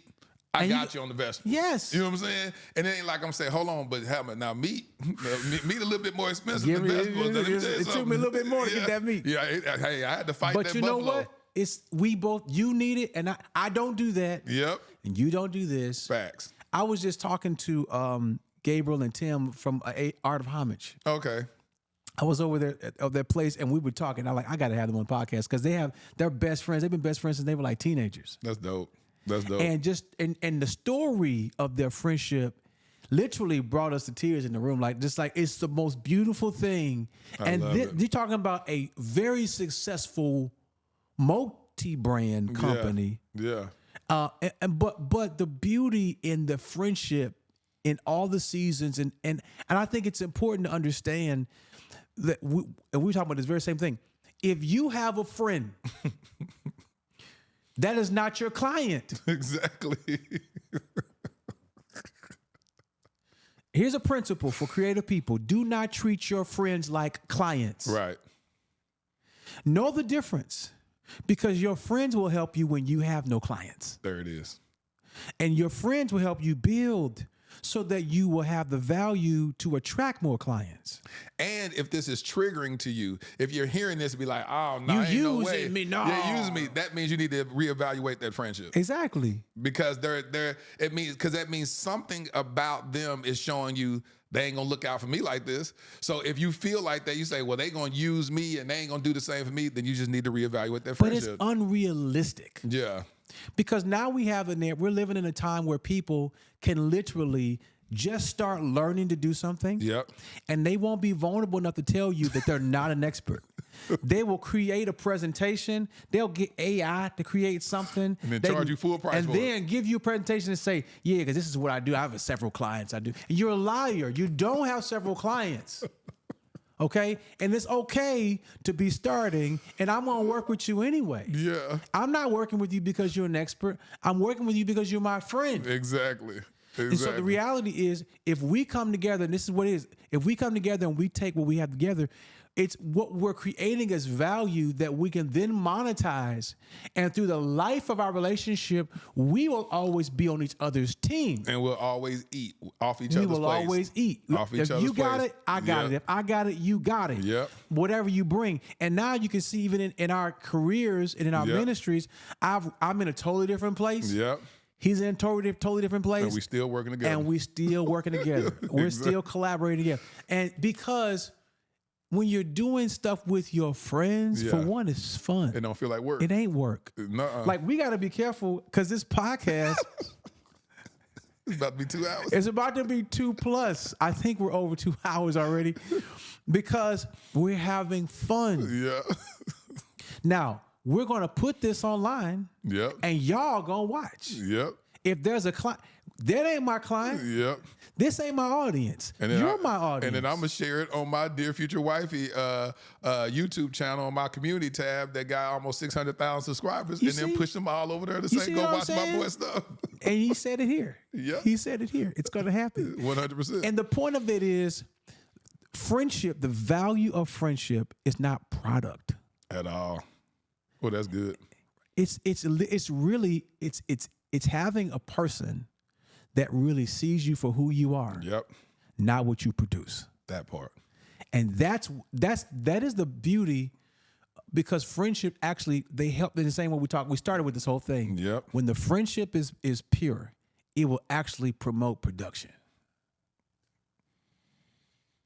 And it adds value to people. So I can go on and on, but I'm going to give you the last word. Like, what would you like to share just around either whether it be our relationship, our friendship, or just what we're talking about right now that would really pierce the heart of somebody who's watching? I want to go back and focus on, I want to do a 2-part. First of all, from a friendship standpoint, I look at people as your destiny helpers. And so if we know that our friends have a purpose, a calling, a mission, dream, whatever it is, and you know that you can help. I hear so many people complain because they say, my friend won't even share my flyer. They won't even share in their story if they had an album come out. We just say you and you have an album come out and I won't share it. I won't share it in my story to be like, man, but Mike, I'm gonna tell you, people pay me for that. I get about $750 to share a story. You know what I'm saying? You like, so that's great. Listen, if I do it for you, then I gotta do it for First of all, let me just debunk that. Exactly. If you do it for me, you know what that means? That means you did it for me. Exactly. You don't have to do it for everybody. No, I give you that to everybody. No. Everyone doesn't have to. No, it means I got it. Are we all the same level of friends? Is that all thousands of those folks? Come get out of here. They use it as the biggest excuse to just not say, I don't want to do it for you. Just say that. Say, I don't want to do that. I don't find the value in sharing that for free. You need to give me some money for it. But hey, bro, I love you, man. I love you, though. I'm looking out for you. I'm going to support you. I got you. If you need me for anything, I got you. I ain't going to be able to do that. I ain't going to be able to do that. I got to separate my friendship from my business, man. It's like, that's not how that works. He said, I got to separate I think there should be some boundaries. Yeah. That's the given. Yeah. I'm not going to ask him to do something that's going to hurt him. Yeah, let's say I own a car dealership and you're just going to say, you're going to give me a car? No. You know what I'm saying? Now, he may give me a discount. Exactly. But I'm got to pay for that car. Like, we're not trying to put each other's lives at risk. Exactly. But at the end of the day, I was just talking to my brother about this and just said this: you do your best work in community. When you have people around you, like beautiful things happen because God works in that unity. The church was birthed out of it. Community. Let me just give you this. We're gonna stop on this. I'm gonna just take one passage of scripture. Psalms 133, how good and pleasant it is when brethren dwell together in unity. It's like the oil on the head of Aaron, down the beard of Aaron. It's like the dew from Mount Hermon, right? And so here's the thing. That's talking about a relationship. And a relationship, think of this, the oil, that's what was used to anoint sacred things and to anoint the priesthood. It's more precious than that. The dew from Mount Hermon, I've been to that. It's a northern mountain in Israel, and it provides a great portion of the water that supplies natural resources to that whole country. Wow. The freshwater streams that come down, some of the most purest water in the world. You can just scoop it up and drink it. It's saying that the relationship is more precious than that. So think, relationships are more precious than the natural resources of the earth. It's more precious than the anointing that rests on air. It's deeper than that. It's intimacy. You know why? Because it mirrors our relationship with God. What's more precious than that? When you find relationship here, it is really answering the prayer of Jesus in John 17. Lord, make them one like we're one. Yeah. And when you understand the beauty of that when you find relationship and unity and you fight for it, it ends with this: God commands a blessing. Commands it. So no matter what you're going through, if you have God's blessing, you will have God's provision. But there are several things that God blesses. He that finds a wife obtains favor from the Lord. There's a blessing that comes on that relationship. When you come together with your friends or your brothers or your sisters, there's a blessing on that relationship. I want us to really take this to heart. Are you a good friend? Do you invest in people? Or do you just take? Do you share what's valuable with you or to you? Or do you take what's valuable to others? If I asked your friends, what would they say about you? And here's the thing. I don't want you to feel shame. I want you to be jealous for it. I want you to see the opportunity. I want you to see this relationship and think to yourself, I want that. Yep. And I'm going to tell you, you can have it. The Bible says if one wants friends, he should first show himself friendly. Yep. Now that's, like if you grew up in church, I've heard that all the time. But you can have a friend if you are a friend. There it is. All right, so listen, this has been an incredible episode. Thank you, bro. And as your friend, you was giving me the final thought, and you just took the final thought. I did. Yeah. This just kind of that's my way. Yeah, I like what you said, but about you didn't let me expound upon it. I didn't let you expound upon it because you're my friend and we share it. No. I was supposed to get the final thought on your podcast. You can have the final say. The show is done. The show is done.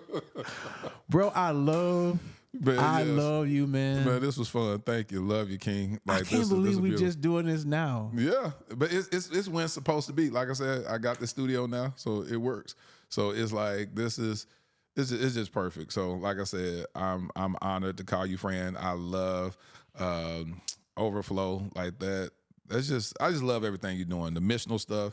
Sometimes when I see you go overseas and you're doing mission work, I'll be like, man, I want to do that. I can't wait to do that. Man, you'll come back and share. And when we shot just think about how God used you, where you literally shot a music video with people from, where are they from? Not Singapore. Where are people from? From Japan. Japan. Yeah.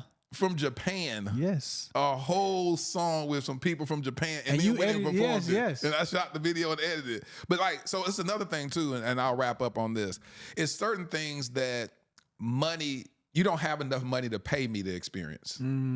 So that's the other thing. Wow. Sometimes people be putting a dollar amount that would diminish what God just did.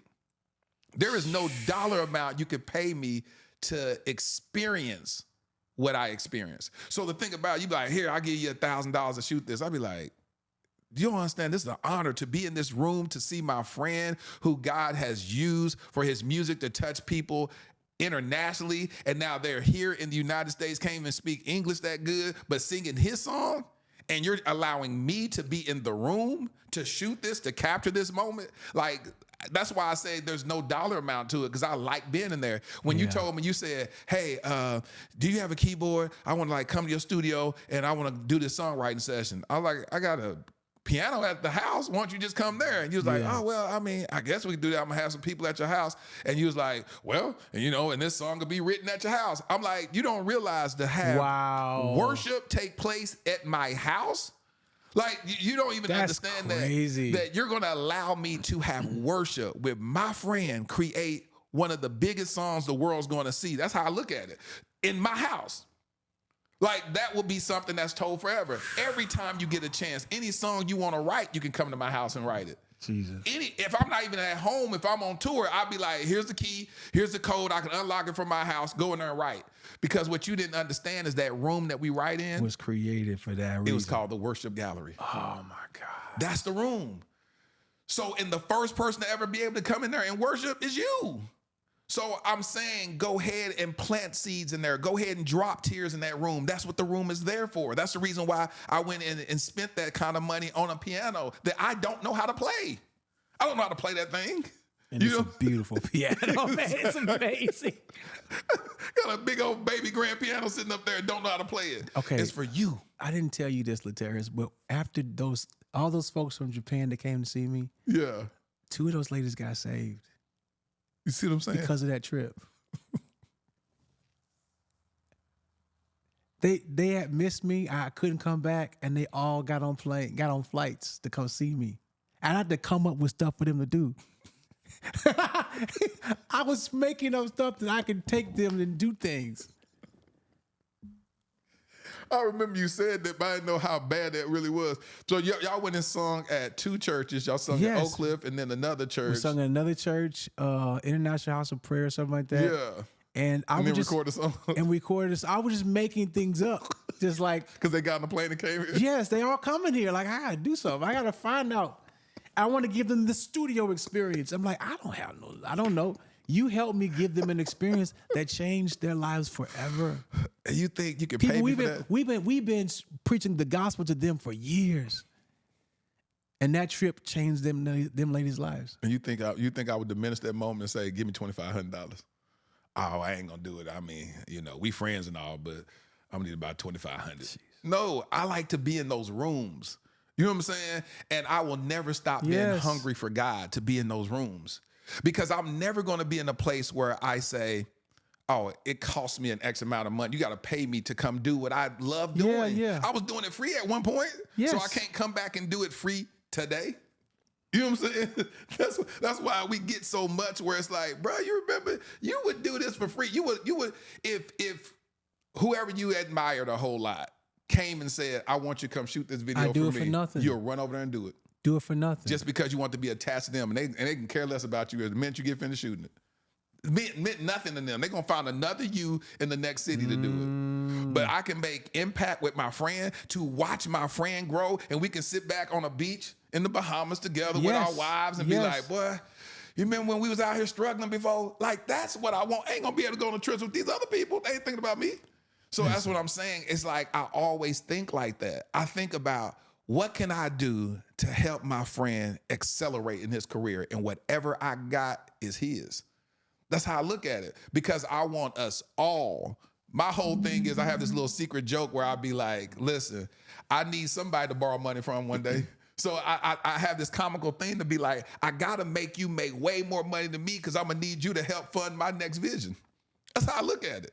So we're all conduits of exchange. We have this mentality sometimes where we have these transactional relationships. And relationships shouldn't be transactional. It should be, what I got is yours, what you got is mine. Let's go ahead and do this thing together. Period. In every way. It's going to be moments I'm low. It's moments where I'm going to be sitting up here when I get married, be like, Mike, man, this woman getting on my nerves. I need to talk to you. Hey, Laterras, now listen, you done filed for divorce before. I need you to hold on. What you need? What's going on? What's this? And we talk it through. All right, you pat me on the back and say, go out there. And I say, cool, I just need to get that off. You know what I'm saying? And it's like, that's what it's supposed to be like, financially, emotionally, spiritually. Man, I'm just having a dark day right now. Even if I don't even know you're having a dark day, like you said, you showed up and you was just like, writing a song, a love song on Dear Future Wifey, in a moment where you like, why I'm feeling like this, in my own marriage, but then God allows that song to reignite something in you for that day. Yes. It's like that's how we're supposed to show up in each other's lives, is to be. But if y'all are, the Bible says that a friend sticks closer than a brother. I never understood that. I said, why in the world would a friend stick closer than a brother and y'all are tied by blood? Y'all are in the same family together. Why would even the Bible have that? And even the Bible, when it talks about Jonathan and David, when you hear those stories, it's like, closer than my brother? I grew up with my brother. He knows how I operate, because a friend is there by choice. Yeah, a family member is there. And even some family members ain't really there by obligation, but they're there because, well, you my brother, I got to be here with you. You know what I'm saying? You know what I'm saying? Growing up. But a friend makes a choice. That is so and good. The fact that they can make a choice to keep showing up in your life when they don't have to, and they choose to stay, that's what marriage is. That's so good. Marriage is covenant. Anything covenantal is something that is by choice. We choose God, and we choose to show up every day. We choose that when the Bible says he's married to the backslider, we choose to show up every day. And with our marriages, we choose to show up. Our friendships, we choose that. And that's what's so beautiful about it. When we do friendship and kingdom relationships right, we make a choice to show up. Now, that's the final say. Now, there it is. Final say. I'm done.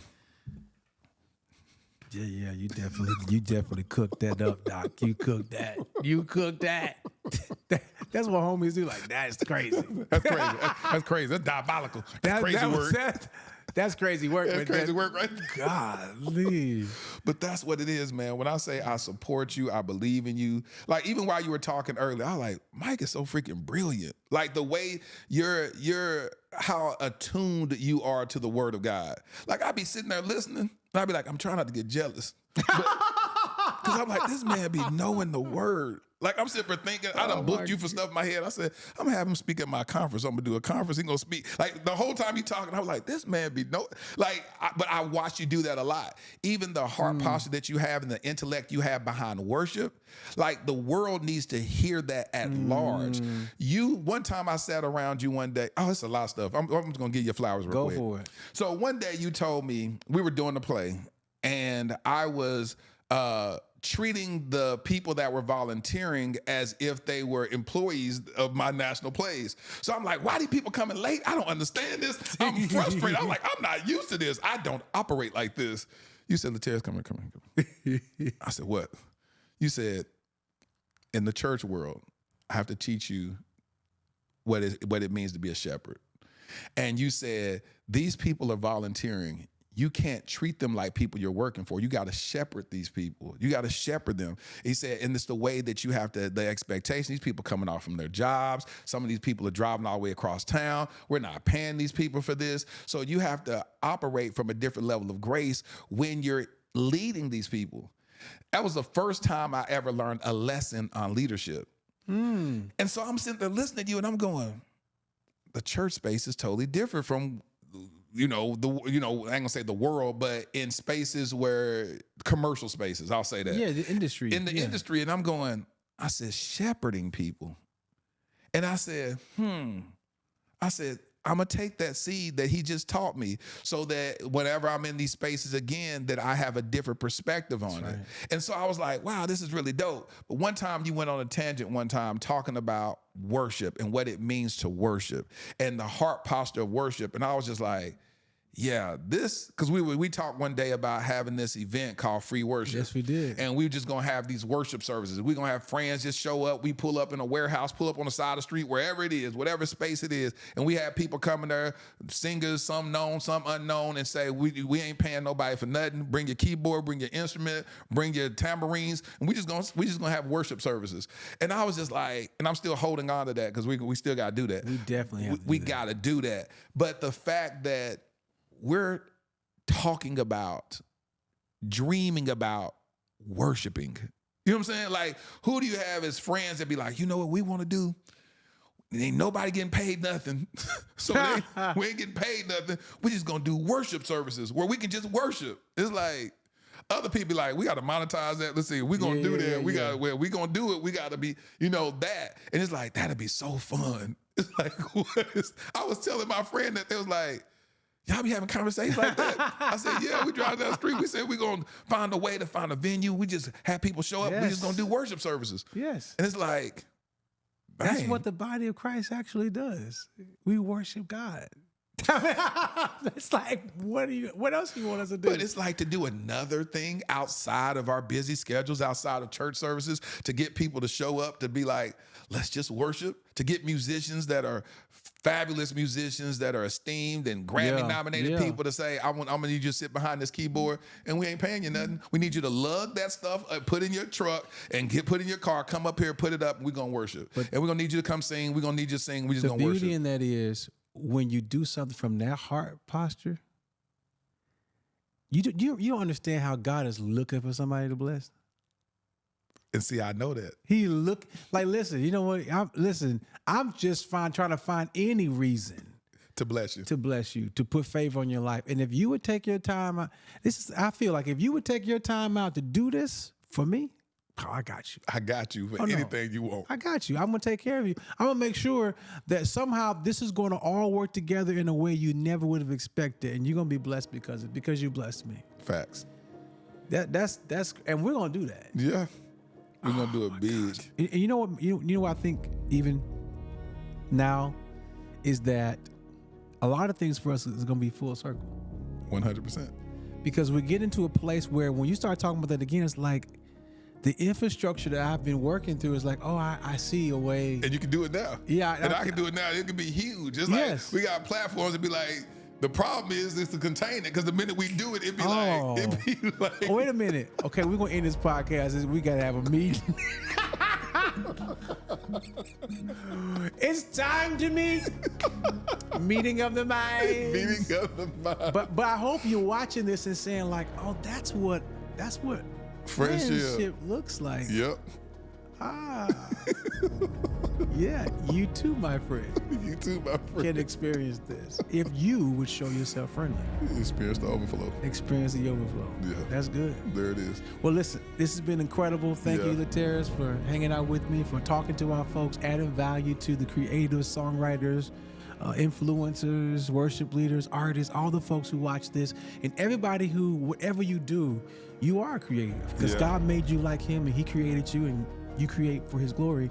Everything you do, every idea, let me tell you, don't count those things out. Don't despise those small things that God plants in your heart, because they're great things that'll come out of it. It's just a seed now, but there's a tree in that thing, right? There's a full-blown blossom business, family, so many things in it. So I hope you guys can see it. But one of the things that will help you along the way is not despising a friend.